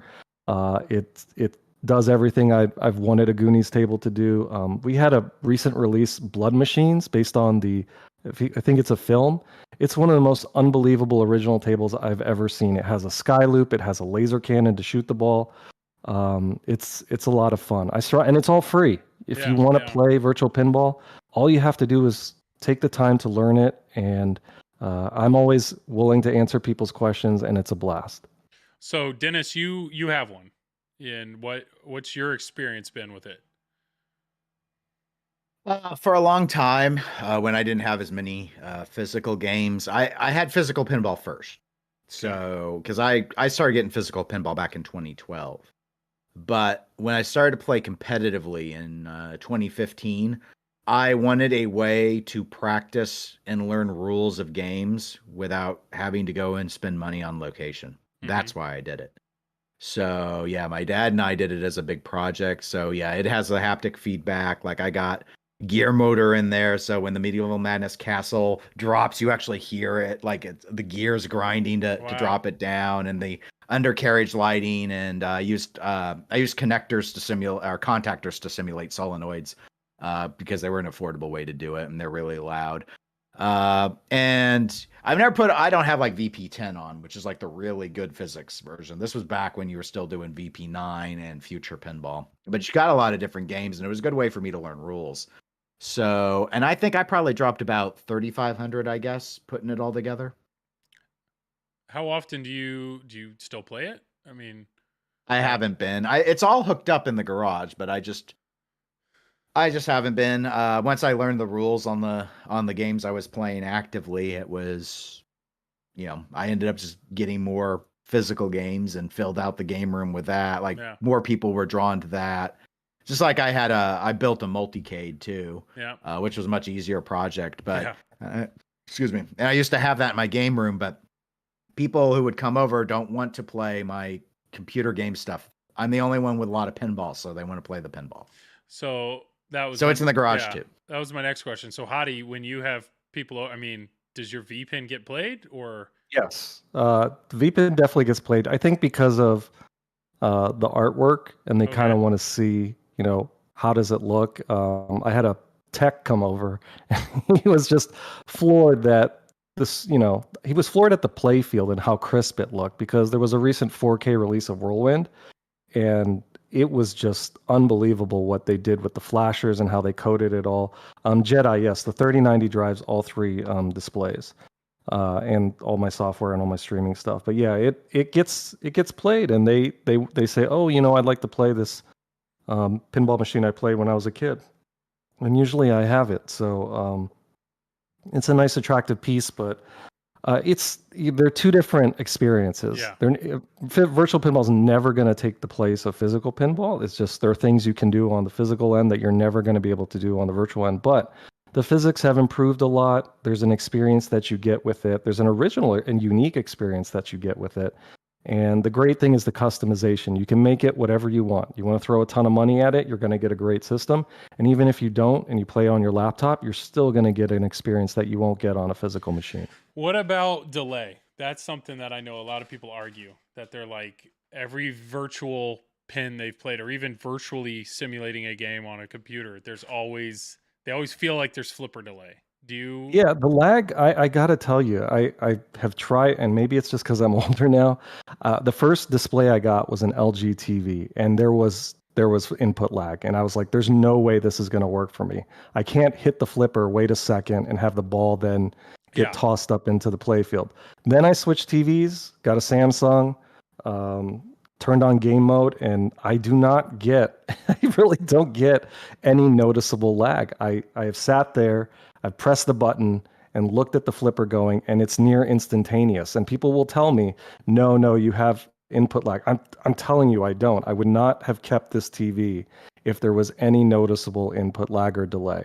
It is a blast. I feel like I learned rule sets and I have improved my skills. The only reason I started getting into competitive pinball was because I was like, I'm doing pretty decent at the V-pin. Like, I feel like I'm learning everything, and it's been a blast.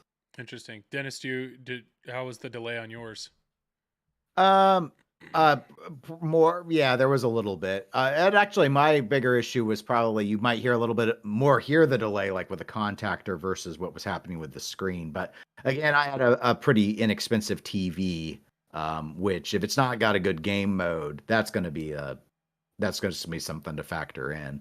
I've never really noticed on the regular video game versions that, a noticeable amount of lag. They play a little cleaner, I suppose, than physical. That's what I usually notice. But there's delay even with real pinball. There's the delay from but the electricity still has to do stuff. So yeah, it moves at the speed of electricity, right? Well, the same thing is going on. It's still moving at the speed of electricity in the V-pin too.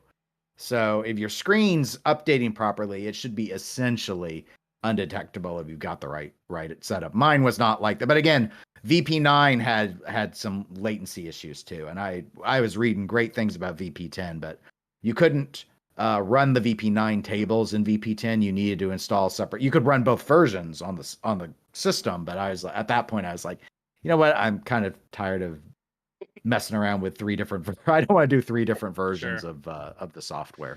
So Mike, you voiced earlier, and I think I'm in the same boat as you. You're saying your biggest issue with VPin right now is it takes a spot. And yeah, it takes a spot. I don't know that I would want to give up a spot for a V-pin. I know they have these, arcade legends and arcade one-ups that are smaller, and people mod them and add stuff to them. I'd consider one for sure, but for me, none of the I call them imaginary tables, do it for me at all. Like any of the tables that are just made digitally. So I was always a Pinball Arcade guy or a Williams Pinball Effects, and that's what I played before collecting pinball machines. And I was good at them then. And then I got into pinball, and when I went back to try those games again, the ball would come down the in lane and I'd hit the button, but the ball would roll right past the flipper and drain almost half the time because the delay on it was just terrible. So I've only had an experience with those games. Yeah. And anytime I have, it's been noticeable lag, so I haven't really explored it any further. Yeah, I think I'm in the same boat. I think the truth is a lot of people have experienced bad virtual pinball and they're just shut off from it. But I mean, you said earlier that like Jackbot you love streaming that game. You have that game. Well, you could sell Jackbot and put right in the same spot a high-end, hottie level. I hope Lisa's V-pin. not watching this right now. She's sleeping, so.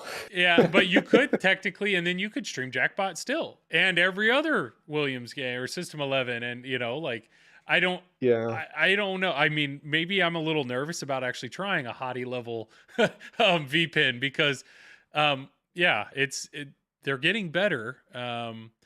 It's a lot, and one of the biggest barriers is the problem is with the virtual pinball software. It's all it's all separate. Things have to work. They're not all done together. They're not all done with the thought, okay, if I add this feature to a virtual pinball table, is it going to work with this piece of software that's totally separate? The software part is the biggest headache that people have eventually, because one day it will work and the next day you turn on your V-pin and for some reason everything's broken. So you've got to go back and try to diagnose it. It's a pain sometimes, but I think the payoff when you start to understand, it took me a year to start learning and understanding how everything worked together. Then it becomes a lot more fun. So, you have to take the time to learn it. And that's a big barrier for a lot of people. So Hottie, if your wife said, hey, I don't want any more pinball machines in this house, if you want another game, you got to sell one. would you be selling like Black Knight before your V-Pin, or would be or Yeah, my VPN is again, the Goonies theme is for me. Theme is a big thing. yeah, I love this VPN. Everything about it does what I expected a virtual pinball machine to do. So the first one to go would probably be Black Knight. Ooh. But it's Yeah. it's because I love the other two Elwins. You know, Yeah. I love Black Knight, and there's a reason I bought it before a lot of other tables. But if I had to pick one, that would be the one to go. Sure, I get it. I mean, I know there's a lot of love. There's a lot of love for VPN, and it's typically the people that have invested a lot of money into a nice. They get all the feedback. They have no delay. They've figured out the software. So, I don't. I mean, I'd give it a shot. I'd consider playing it. I mean, I like the idea of, but one thing I was going to bring up virtual pinball, as in virtual reality. There are the virtual reality pinball machines they've really, really improved. And there are people that have made, I forget exactly what it's called, but they essentially make like the first foot of a pinball machine with actual flipper buttons and a plunger. So it's like you make the first foot of a V pin and then you put it on your VR headset and you're actually physically holding that. And so you should see the VR rooms that people have made for Batman 66. You're playing in this fully rendered environment and bats will fly by you. Like it's unbelievable the stuff that people have made to give you a more immersive experience. And the VR pinball, if virtual pinball stuff, just wait till he tries to start VR pinball with Visual Pinball X, but the experience is unbelievable. Yeah. It's so cool. There's so many creative people, and it's all for free, which kind of blows my mind that people will spend a year making a table, release it, and say, all I want is feedback from you. Just tell me if it's good or bad. That's insane. To me though, that idea of I could see myself building that foot. Like I can put that small thing somewhere, right? But to me, I don't want to play virtual pinball with a controller. Like that's not. Yeah, no, it's a different experience. Yeah, so if you're gonna do it, I always say go all out. But everybody, it's not always available for everybody. So give yourself a chance on a laptop or a PC and see if you like it. Okay, yeah, good point. I'm curious. Yeah, a cool one. Just they sold his V-Pin to create a spot. So I get it. Everybody's a little different. I made a sweet Banjo-Kazooie virtual pinball for VP8, but I think they're on 10.7 right now. 10.7.1. Ray Day, you got to share that somewhere. I'd be really curious please.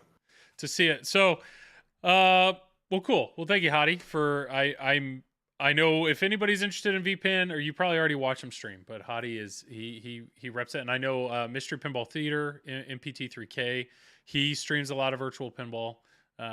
So it's definitely growing, and it's much more accessible than real pinball. I mean, it's cheaper if you're especially if you play. I don't know. From the sounds of what Hottie put in his machine, I'd be having to sell my Led Zeppelin Premium just to build one of them. Yeah, but you'd get to play more than one game with it. Yeah, it is kind of. I mean, yeah. The only reason why I would get one it would have to definitely have as little latency as possible, and number two, it would only be to learn the rules of games that I either don't have or have never played. That's it. Well, all of us stream, even Dennis, a little bit, even though it's hard. And it's one of the challenges with streaming is you want to have you want to be able to rotate. Like you don't want to play the same game every time you stream. I mean, some people do and they freaking love it. And that's where when I first got into streaming, there was also an appeal with VPN where it's like, man, I'm a little jealous of that they can change games in the middle of the stream, or like, what do you guys want to do? Like, oh, we're playing this one. Let's figure it out. So I don't know. I am definitely still curious. I haven't weeded it out, but the VR pinball, that's a whole nother. I'm waiting for somebody. I need somebody in our Discord, whether it's the Pinball Community Discord. I need somebody within TPN that goes all out on the VR pinball, and then they need to tell me all the things I need to do. That's what I need. Speaking of telling you all the things you need to do, you guys need to buy these. These are the speaker light kits. These are the Godzilla burning building speaker light kits. So if you haven't seen them, those are sick. They're beautiful. I can't wait to install them. So they have the same ones without the building silhouette, and it was originally made for Black Knight. And then all you had to do was add the building silhouette. So Yeah. those are pretty Yeah. amazing. Black Knight, I think I could add that for Black Knight for sure. Yeah. All right. Well, like always, when we've run out of things to talk about, where do we turn? Nap Arcade. Unless there's anything. One of the other ideas which somebody threw out. I mean, it is May 4th. May the 4th be with you. I don't know. It's tough. I mean, there have been some Star Wars pinball machines. Really, and none of us own any of them. So what does that tell you? Well, I do. I own a Mandalorian. I mean, that's. I forgot about Mando. You own Mando, but that is the best Star Wars pin made to date. That's. I would agree with you. Yes, Mike, you did own Stern Star Wars, though, right? Yep. Yeah, I had a Stern Star Wars. Actually, Lisa loves the game. She would have another one in a heartbeat. Actually, Carter wants another one too. It's like I think we've discussed it before. It's just the button, mashing on that button so much to really move your multipliers. Thank you, Jeff Teolis. Yeah, it's just. Oh, and this is it's weird. It's almost like a non-pinball type mechanic in the. Well, it really is a non-pinball mechanic in the game, but it's used too much. For the TIE Fighter, whatever. You don't even need to move those. I'm gonna pull a whole Soul Gem Avengers thing. You don't even need to use those multipliers. That's what Josh Sharp would say. You just play the modes in the multi-ball and let the lock-in lie wherever it was at the start. Just let it happen. Just let it happen. Well, look who shows up in chat. Zach, Flipping Out Pinball. He showed up in chat. He freaking loves Star Wars Premium. He's all about that Hyperloop. I don't know. Hottie, have you ever thought about buying one? Is this LE popped up? I respect Star Wars as a franchise. It's like Godzilla. It wasn't my thing. It has to be a really good pinball table. The times that I've spent on Mando have been fun. I've just got too many other pins that I'd like to buy before that, like Stranger Things, Venom if it ever comes out, things like that. But I can respect it. I've never played the prior. What are they? The home pins or. I like tonight I'm going to play the Data East. I think it was a Data East version, the Data older East one. Star Wars. Yeah, there's a few. Yeah, on my stream tonight I plan on playing that just to honor May the 4th. But yeah. There's five different Star Wars games, right? Well, is there 5? Well, let's look at that. Let's see. There's the Henken one that no one's played. Yeah, that was an Australian one or something, wasn't it? Right. It's basically Firepower. Back. Yeah, it has some really cool side art. So that's one. Then there's Dai Star Wars. There's Sega Star Wars. There's 6. There's 10 games that popped up, but then there's Home Edition. Stern Star Wars. Then there's Star Wars The Pin from Stern, and then there's Mando. So I have 6. Yeah, Star Wars Episode 1. Then there's Episode 1. You're right. There's 7. There's the Star Wars trilogy. This thing. Yeah, that's. And then was it this the Sega Sonic? This 1987. There's a Henken one too. There's a Henken Star Wars. That's a solid state. Yeah, that's like I think it was from Empire Strikes Back. They didn't make very many of them. That Vader on the back glass, I think. Yeah, it's actually very fun. I played it on the virtual, and I really had a good time with it. It's been a while since I've seen the Henken. I've never played it, but the layout I think is a straight up crib from Firepower. Maybe they modified it a little bit, but where's the Henken one? It might be called Empire.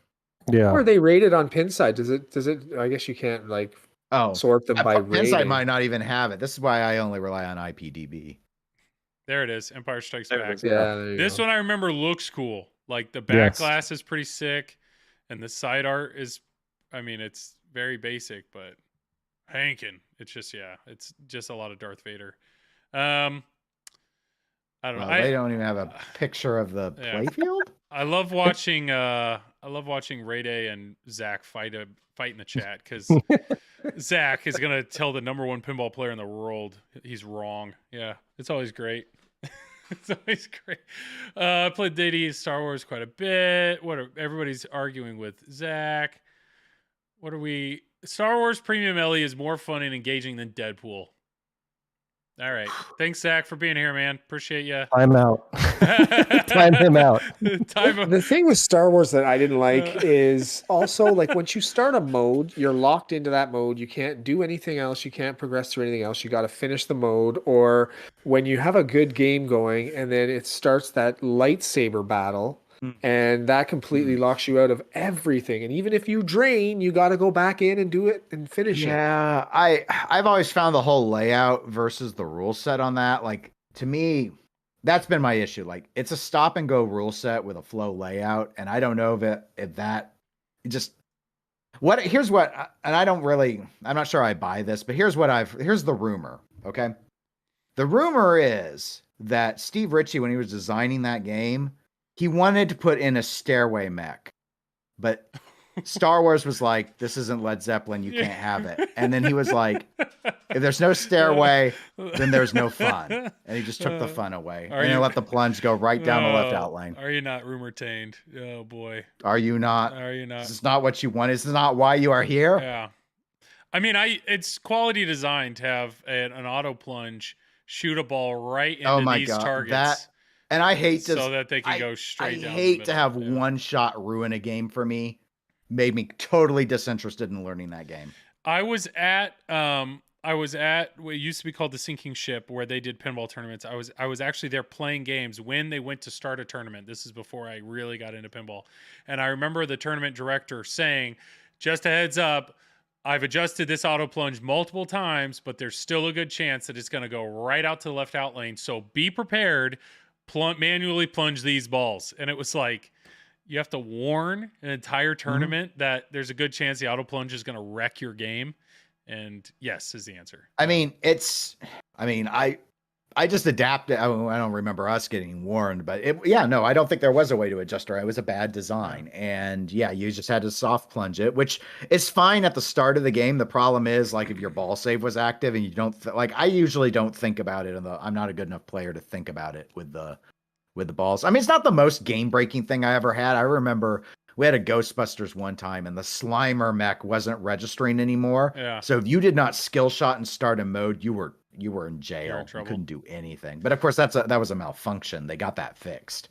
This was by design meant to screw you. I mean, I don't think it was thought through. But, there are all sorts of things that shock me with, as, biggest manufacturer in the world, and how do Stranger Things go out there and the Demigorgons don't work right, and how do Rushes go out there and need 5 scoop redesigns. It in a way amazes me, but if only Craig Bobby maybe this was is because here. they don't do test games on location like they used to. If only Craig Bobby was here to give us all these answers. He's He's hiding under the coffee table as we speak. He is the coffee table. Getting the scoop. What is it? Zach here. He's Ray, you can thank me for nudging Dwight to default the number of ball saves to 2 from 1. Thank you, Ray. Appreciate that. Hey, Zach, if you want to drop off both GNR and Star Wars, I'll give it a shot. Maybe I'll turn around. I mean, what's funny is what you were complaining about, Mike, was you were complaining about the lightsaber battle, like locking you out. I'm pretty sure that's exactly what Greg and Zach were like raving about. Like the moments. They want the lightsaber battle. They want the moment of that's a non-scoring moment, in my opinion, unless you're using your multipliers, right, and moving them all over the place and getting them where they need to be and stuff. But yeah, that I could say that's a moment for sure. Okay. I just think I don't know, it's a miss for me, because if I'm in the middle of progressing for something else in the game and then I have to start that, there's no getting out of it, right? Yeah. You can't time it out. You can't do any of that stuff. Yeah, sure, you have to follow through and do the moments and stuff. But I remember when I first saw it streamed, and Elwin destroyed the Death Star. I think it was Elwin. And, it cracked open. And I think a lot of people were kind of disappointed. Like, it was just like a little egg. I wanted to modify it if I had owned the game, which obviously I would never. But if I did, I wanted to put a little peep in there, so when it cracked open, you saw a little marshmallow peep, little chick. Yeah, let's see, it was actually Rogu. Yeah, that's right. Joel, Zach's gonna hatch out the little egg. Yeah, Zach's gonna drop off. He's gonna drop off that episode 1 that he has for you. Funny story. Can you believe when he went and said that was a good game? Funny. Oh my God. You're gonna get a 500-pound P2000 with your GNR. I mean, I would rather have Star Wars Stern Pro than episode 1. So the Star Wars episode 1 that he has, I've had. Like, it was here at my house. The guy that got Hot Wheels traded Hot Wheel. He traded the Star Wars episode 1 and Revenge from Mars for Hot Wheels, and I think there may have been money too. so Zach was like, "Hey, I'm just letting you know this guy's coming to your house. He's gonna get Hot Wheels and he's dropping off another pin." I was like, "Oh, sweet. What is it?" He goes, "Eh." He goes, "You may not want to move this one to your basement." I was like, "Oh no, what is it?" And he said it was a Pinball 2000. I'm like, "Oh, Revenge from Mars. That'll be fun." He goes, "It has Star Wars in it." So I played it, and to be honest, though, it was more fun than I thought, and my kids loved it because I mean, it's a video, right? So like this was in the middle of winter. They would like my daughter would be like, "Can we play pinball?" And she'd go and get her jacket, and we're literally playing in the garage with her jacket on, but she was all in. So I will agree with you, Zach. The now that I had spent time and I was able to like take it apart to maneuver the play field and put it all together, the technology, the potential of the Pinball 2000, it's a shame they only made 2 games because it really was. It's What pretty was the cool. third? Playboy? There was a It was third going to be one. Wizard Blocks. No, yeah, that they were making one, but they never actually released it. Yeah. Yeah, I'm a pioneer, Dennis. Don't roll your eyes. We don't need to spend time on this to talk about how creepy it was to bring on a guest host onto the pinball show who just spent the entire time simping for Zach. It was shocking. Absolutely shocking. Why don't you do that for him, Dennis?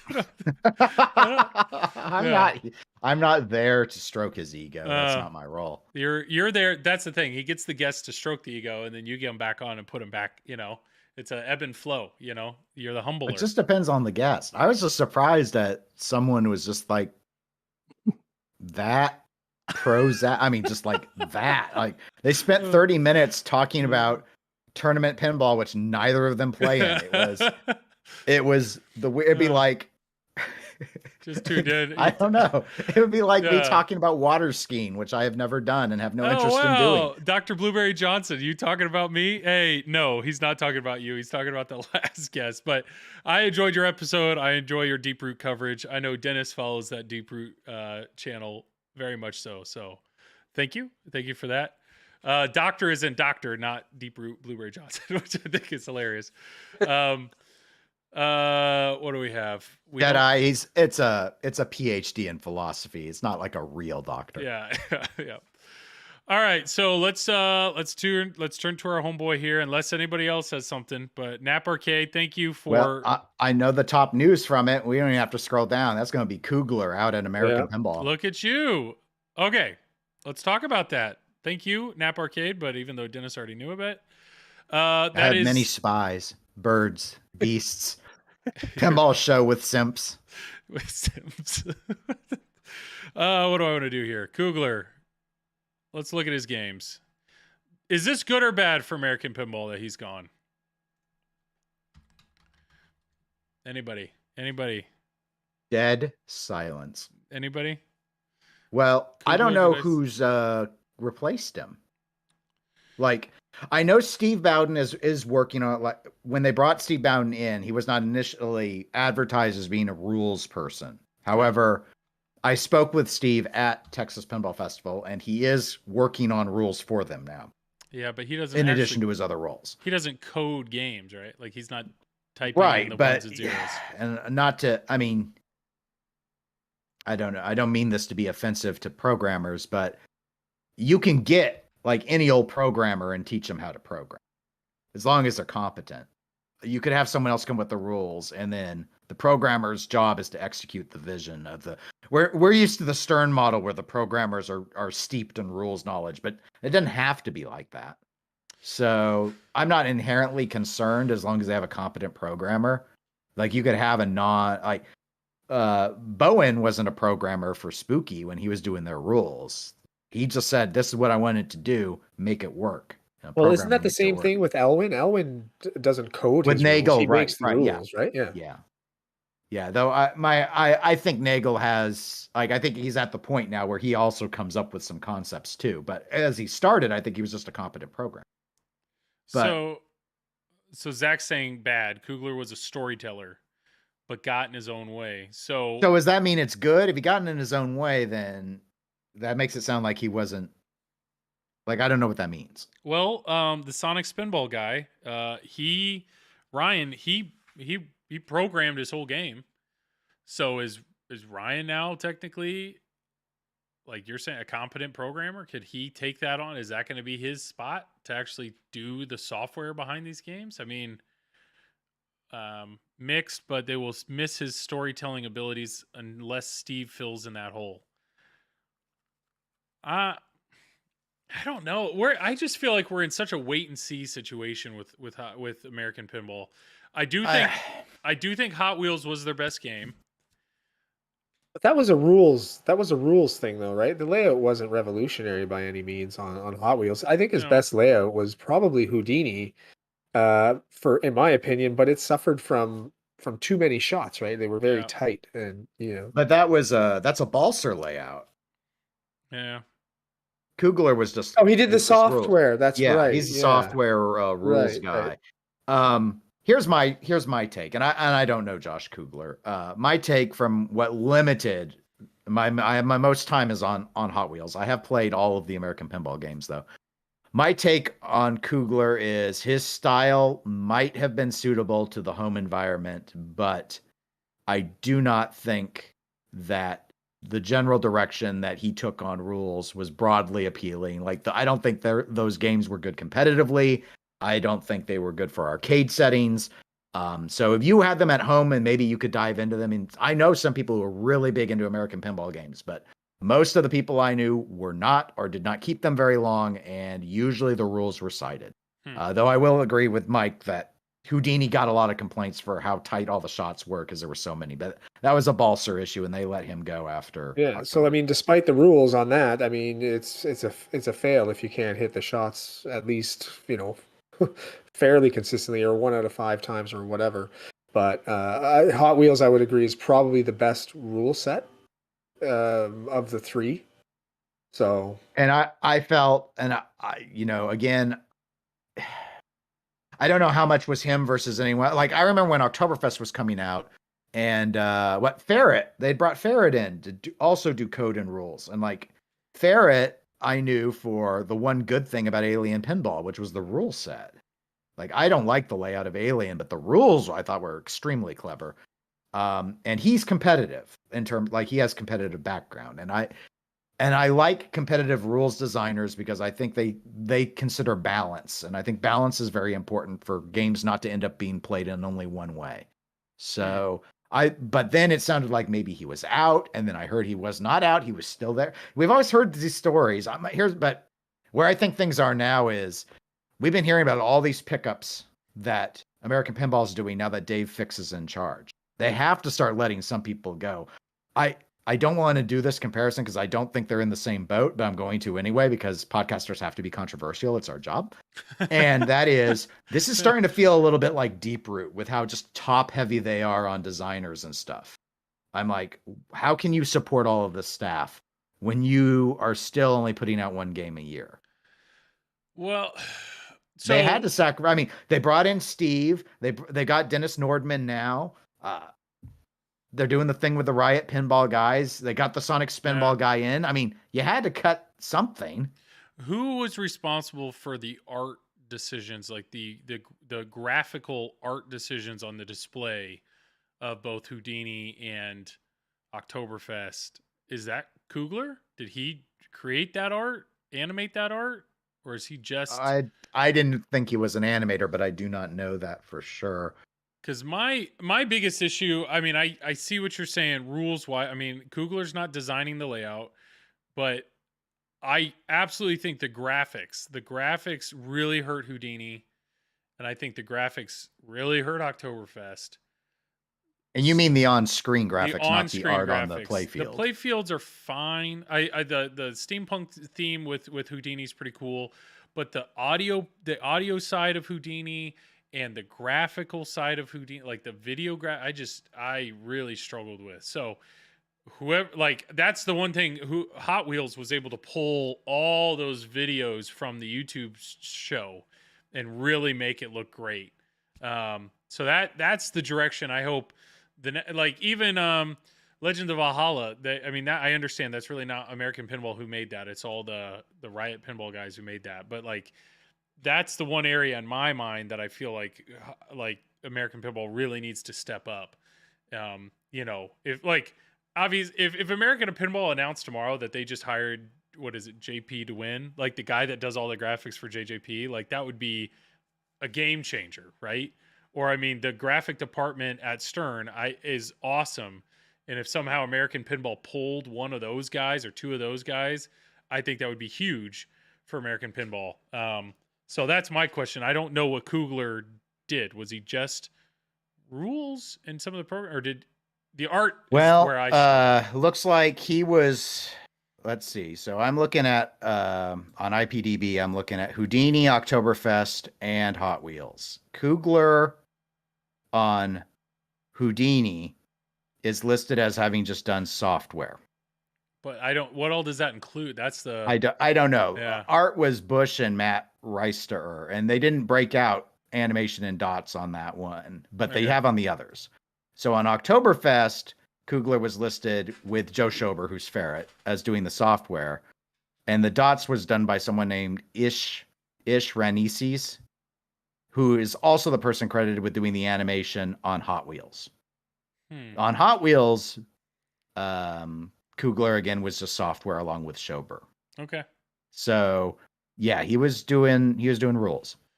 Okay, that's fine. Then, and I don't know. I don't really have too much to argue there. I don't know. It's just there's and it just said he left, right? Or they let him go. It's not like he went to another company. So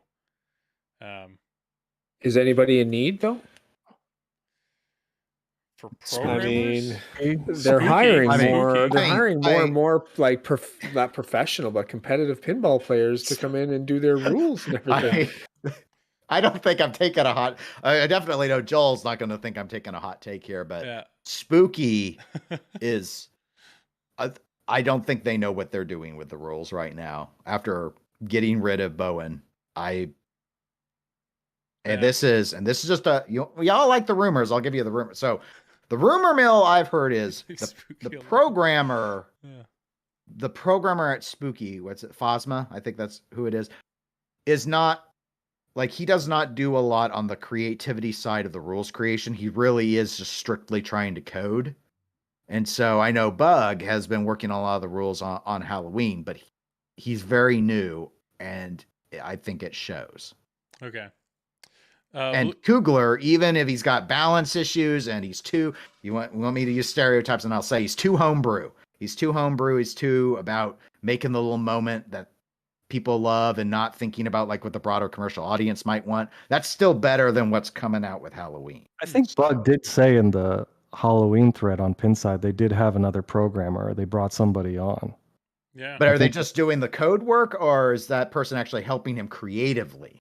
I mean, there was a combination of him talking about that program, and I think also teasing the next Spooky release about, hey, we hear you.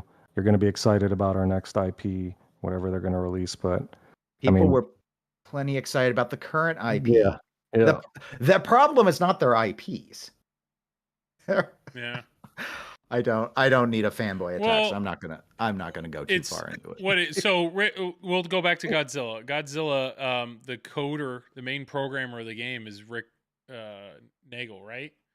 Like, I think Keith said, like, Rick didn't know pinball, so it's like you can hire a programmer straight out of school, but where Stern is crushing it is you have to have somebody that directs them, right? So Keith is directing Rick, telling him what to put in the game.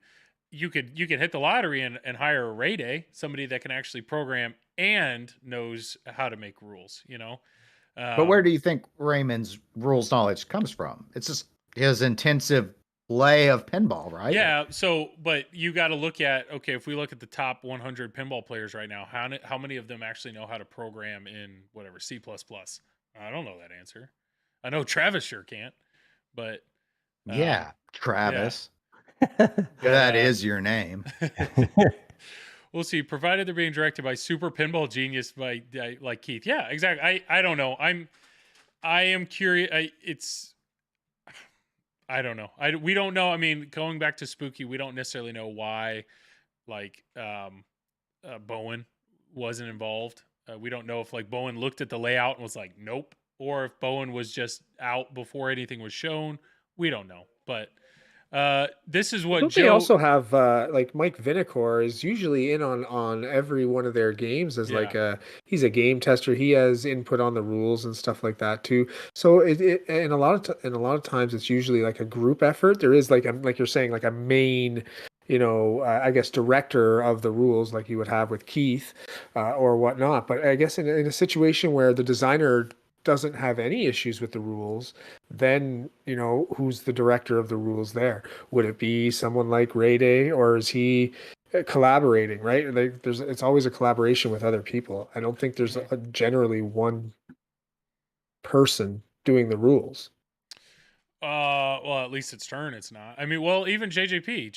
It seems like they're all meshing as they get together. more complex. It makes more and more sense that more are involved in the rules. I think and this is my assumption, that historically the reason why programmers are thought of as the rules people is back in the day, especially with super simplistic solid state pinball scoring, who else was gonna, it's like, oh, this needs to be worth 1,000 points for these hits. It's like the programmer has to code all that crap in assembly. So they had to just go in, and it was just, because what they were converting from was just the same basic thing, but the electromechanical side of it was, these switches will fire the 10 counter, and these switches will fire the 100, and this switch will fire the 1,000, and that was that. So I just think a lot of especially the more established companies, have stayed very much with that logic. And I think Wind Radar in the chat has listed what Kugler's resume on LinkedIn has said. So he was doing programming and rules development, and creating all the rules. Yeah. So he wasn't I don't believe he was doing the animations. He set the requirements were to do the triggers. Someone else was actually doing the drawing, would be my understanding of that. And maybe that fell to Bush, who was their regular artist for the other stuff, on the ones where it wasn't listed as being Ian or whoever I said his name was. Well, thank you, Joe, for typing all that out. I am curious. Sorry. I mean, if you have somebody like a Steve Bowden who's now hired and he can think up rules for days, and that's what he was doing at Deep Root and big picture. If you have somebody like that, and then if you can pair him up with somebody that actually knows C++, and maybe that's somebody that they feel they could hire off the street, then boom, maybe they have a great combo. It's just to me, again, these are my guesses because I don't work in the industry. It's a question of efficiency and what your company's capable. Like, I could see where it could work with American Pinball, for example, because Steve Bowden's doing something like, I think it's a big stretch to just hire a rules storyteller. Okay. As like, that's my job, is I'm full-time rules guy. So Steve is like doing sales stuff with American. So like they're double dipping. He's doing more than one thing. And in a lot of cases, like with Stern, it'd be like, well, let's have these rules experts, and we'll also have them be our programmers, like it was in the old days. Because hey, coming up with rules isn't a 40-hour-a-week job. So we need them to do something else. Where it gets weird, of course, is when you're like, well, I want to bring in this person because they're going to be really great at rules. Because, conceptually, you can tell a programmer, I need this. This is how I want this mode to go. I want these 3 shots. Once they hit all 3 of these, it activates this. And the programmer should, if they're good, be able to go, okay, I understand. I'll put that in the logical language framework, and it will now move forward. But if all the person does is rules, why would you hire them if they can't do anything else for the company? That's where I think, and sometimes I think some of these small ones have felt like, not here with American and Kugler. Kugler was a coder. Yeah. He made his own games like more than just the software. He made his own games. So he knew his stuff. But with some of these, and I don't know if that was the case with Spooky, with Bowen, if they were like just contracting with him and it's like, you're just going to come up with rules and not do anything else, and they got tired of paying him. I don't know. But the thing was, his quality of rules, I felt, really showed. Like there was a lot of praise for the rules on Alice Cooper Nightmare Castle, for example. Yeah, I'll agree with that. No, that was very well said. So I think we are kind of in a weird lull right now. Stern, we're going to be waiting a little bit before we get anything from Stern. I think American Pinball, hopefully they have something coming up. I think it's looking like it's the end of the year, something like August-ish. It's going to probably be a while. Joel, aren't we supposed to get 2 to 3 games a year? That's what just squeezing Mr. Fix has been saying. They're squeezing them in right at the end of the year. I don't know, because I think they said, I think I heard that Chris Franchi's doing the art on the next game, but then Chris Franchi out of his mouth said, yeah, he'll have games that come out, and like I think they said the first game is August. It's like August, October, November. So it's like, well, 2 and 2. We're looking at the end of the year. And what about JJP? Are we getting 2 JJP JJP, games this year? I don't know, No. but Where's my Toy Not Story? a chance. No way. hopefully, Mike, I was promised Toy Story 5 months ago. I think Toy Story you're going to see before. I think you're going to see Toy Story before you see the next Stern. I would agree on that. Yeah. I would say that- hope. Will you see Toy Toy Story- Story before American Pinball's next one? Yes, would, I think yeah. Toy Story is the next new pinball machine you're going to Yeah. see. I think it's probably a couple of months out from some sort of a reveal, and that's just you know.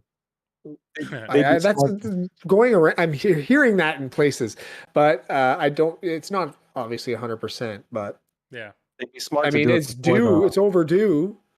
No, this Yeah. is a brilliant. This would be an awesome. I mean, we're like Rush. Rush is still the newest game, and Rush is still getting a lot of love. Godzilla is getting a lot of love. So it's just Spooky still is a while before they're done with their stuff. And even Multimorphic, P3 Multimorphic, they're going to be doing Weird Al for a while. So it's we're going to be in a lull for the next few months. So if JJP releases something sooner than later, It's it's a going to good be time to do it if yeah. they can. I mean, now Well, is the perfect it's- time. It's weird. You know, I did not think we would see a weaker year on release than 2021, but I'm starting to wonder if 2022 might actually be even worse, Yeah, just in less terms of games. quantity. You I mean- got the cornerstone in August for Stern. Right. And if JJP's smart, they at least reveal their next pin before that, so they can take the sales out of the Stern release. But- and then Multimorphics all year with Weird Al. Yeah, the way American things are Platinum. going right now, I'm feeling Yep. like, what are all the awards next year going to be? Rush versus Weird Al? Is that what it's going to be? Yeah. Well, it's probably going to Likely. be Rush, Weird Al, Toy Legends Story, of Valhalla, was that this year or was that Legends of Last Valhalla. year. year? And then Stern's I mean, it August might depend on the cornerstone. award ceremony. We did Legends on Pinball Industry Awards. Legends counted last year, Last but year. Cactus Canyon remake would count this year. Pat all the bands, yeah. Cactus. So what, Cactus 4? Canyon. Is there? Yeah. I don't know if CGC. I don't know if we're going to see anything new with them this year. I don't know. What medieval? Aren't they redoing Medieval Madness? Yeah, but not a new game, right? I mean, Yeah. it's clear that Well, everybody's still making okay. games, but My rumor sources, Joel, are saying like Yeah. design wise, Pulp Fiction's pretty much ready, okay. but I don't know they got all the supplies to draw. I mean, like the CCRs up until real recent have been just trickling yes. out. Barely coming out, yeah. John Eldridge, after JJP playfield issues, I just couldn't take the risk getting one. We'll have to, yeah, we're going to be in a weird. I wish Craig Bobby was here. All I want to keep saying is wait and see. We'll have to wait and see. Yeah, but And what about that? Oh, I got to plug my little EGP, the latest of the rumor corner, because you might remember there was the Anima. his anime License. Yeah. Oh, excuse me, anime. I'm sorry, I was Yeah, doing the Norwegian Anima, pronunciation. And that JJP had secured an anime license, but they weren't even sure yet whether or not they wanted to do it. And I was hearing, I think this is super tentative, so I'm not putting any stock in it, but maybe it was Full Metal Alchemist recently, I guess, had a live action thing. I don't know. I didn't see it, but I've seen the animes and it was really popular. It was a bit old though. But I don't know. I Don't count out Pinball Adventure, the good old little Yeah, where's my Canadian honey company from factory? the West Coast. They're still Mm. posting stuff on Instagram, showing their play fields, showing their builds. I've contacted them saying, "Hey, I'm Canadian. Maybe we can do something here." And we've been back and forth a little bit, but they're still working on something too. I mean, it looks like Pinball, but I mean, we haven't really seen much yet. Don't forget So- Dragon's Lair. do you have a spot reserved, Mike, to get the game No. in your lineup? No. Well, no, I don't know anything about it yet. I mean, You have Could to I put it support in your my lineup? Canadian. You have to support your Canadian brethren. Yeah. well, maybe I'll get rid of Jackpot. then. Yeah. Well. Yeah, we're gonna put that on you, but well, it is. Oh, and Fathom. I guess Fathom Fathom, but Revisited is that's- shipping Yeah. now, so we that's will have right. that. And We'll I'm- have that in contention. I'm definitely looking forward to that. I want to play that. That looks really Yes. cool. But it's just when it comes to new games, and Dennis has brought up a good point. We're probably gonna have less this year than last year, which is well, crazy. I mean, I'll be. I don't think this is shocking, but I'll be blunt. Remakes don't win awards, Yeah. so CCR and Fathom Revisited are not going to be winning any major awards. Yeah, Not even with the new code. You don't think they could win I know. something on code? Light Maybe show? maybe CCR. I mean, without if the, in code. I mean, but it. I don't. No, I don't think so. Maybe best topper. CCR could get best It's a topper. pretty That's sweet not a topper. major. That's not a major award, so I'll Oh, concede okay. that. Sure. Good point. All right. Well, it is past midnight. We do need to wrap this up. Let's go around real quick. And yeah, any final words or plugs? Go for it, Hottie. You're welcome to go first. Thank you for having me. Yeah. My name is Hadi. I'm Frisco Pinball. I'll be streaming later tonight. It's Wizard Mode Wednesdays, so I'll try to pick a Star Wars table to try and beat. If you can, stop by the channel. You don't have to follow. We did a really cool sort of video podcast talking with members of the VPN workshop team and how they make their tables, the history of it. It's one of my most proud streams that I've done. It's the first replay. You can take a look. We have almost 600 views on it, less than 2 hours long. It plays like a video podcast. If you want to watch me play VPN stuff, head over to my channel. I stream Monday nights on TPN. We've got Godzilla, AIQ, and Black Knight. And yeah. Oh man. Hottie, Joel, I owe you an apology. I did not believe that Miss would raid you today, but I was wrong. So this is my public apology to you. Wow, Joe Hills, once again, thank you so much for the raid. We are literally in the process of shutting down. We are not playing pinball. Complete. But we are going to raid somebody who is playing pinball. So we are literally just closing up shop here. It is May 4th. No, Joe Hills, don't ever apologize. Thank you so much for the raid. Do it. Yeah. Do it. Ooh, Colorado's on. Fail the Hills. Yeah, so my plan was to raid this DR1374 just because he's playing Mando. So May the 4th be with you. Yeah, so we're gonna head that way. So real quick, Mike, plug away and yeah. Yeah, you can find us, like I said, Mondays and Fridays, usually in the afternoons, and Tuesday evenings on TPN. We are Pinballers. You can follow us on our channel, twitch.tv/pinballers, Instagram, Facebook as well. We won't be streaming this Friday because I'm going to be traveling to Maple this weekend for some pinball tournaments finally, and so we may throw in a stream tomorrow, perhaps. We'll see. Yeah, sounds good. And please, everybody that's here, please stay because I will tell you, having 200 plus viewers is not normal in pinball. So I can't wait to make this guy's day DRI 374 because he won't know what hit him when 200 plus people drop on his stream. So be nice to him. Dennis, I mean, people are happy with double digits. Yes. Viewers, so. Yes. People like we've been rocking 30 people all night and I'm loving it. So yes. Dennis, go ahead, man. Yeah, my name's Dennis. I do not stream. I'm a podcaster. So you can catch me over on the Pinball Show at the Pinball Network. Just search for the Pinball Network on any podcatcher of your choice and you will find us. Perfect. And my name's Joel. I do the Triple Drain Pinball Podcast and then I stream for FlipnOut. So FlipnOut, if you're looking to buy a pinball machine, feel free to reach out to FlipnOut. Flip the letter in out pinball.com. Check them out. Zach and Nicole are fantastic people. And I will actually be streaming on the FlipnOut channel. You can see it down there in the corner, twitch.tv/FlipnOutPinball. Feel free to, thank you, Mike. You got it. The other side right there. Nailed it.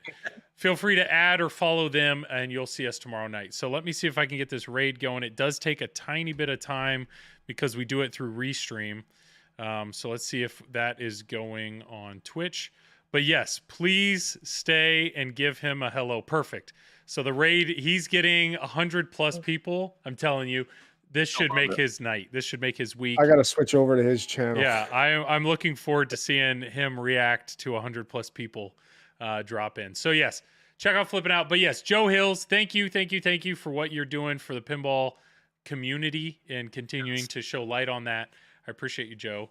And yeah, you three, Hottie, Mike, and Dennis, thanks for being here tonight. If anybody just showed up, if you want to just, believe it or not, there's a lot going on in pinball, and every once in a while we do these chatting streams where it's kind of a catch-up on the news. So if you want something to put on the background tomorrow, feel free to follow us on YouTube, the Pinball Network, and just you can listen to the four of us chat. Yes, so like the channel, follow the channel, all the things. Smash that like button.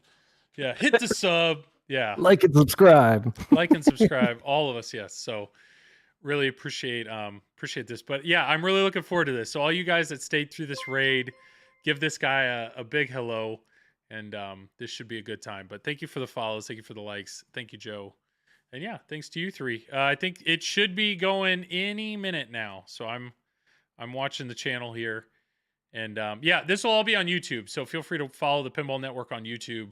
All of our past streams are on YouTube, so feel free to check that out. So I bet it's gonna go. Here it goes. I'm going to unmute it. So appreciate you, everybody. And we will be streaming next Wednesday.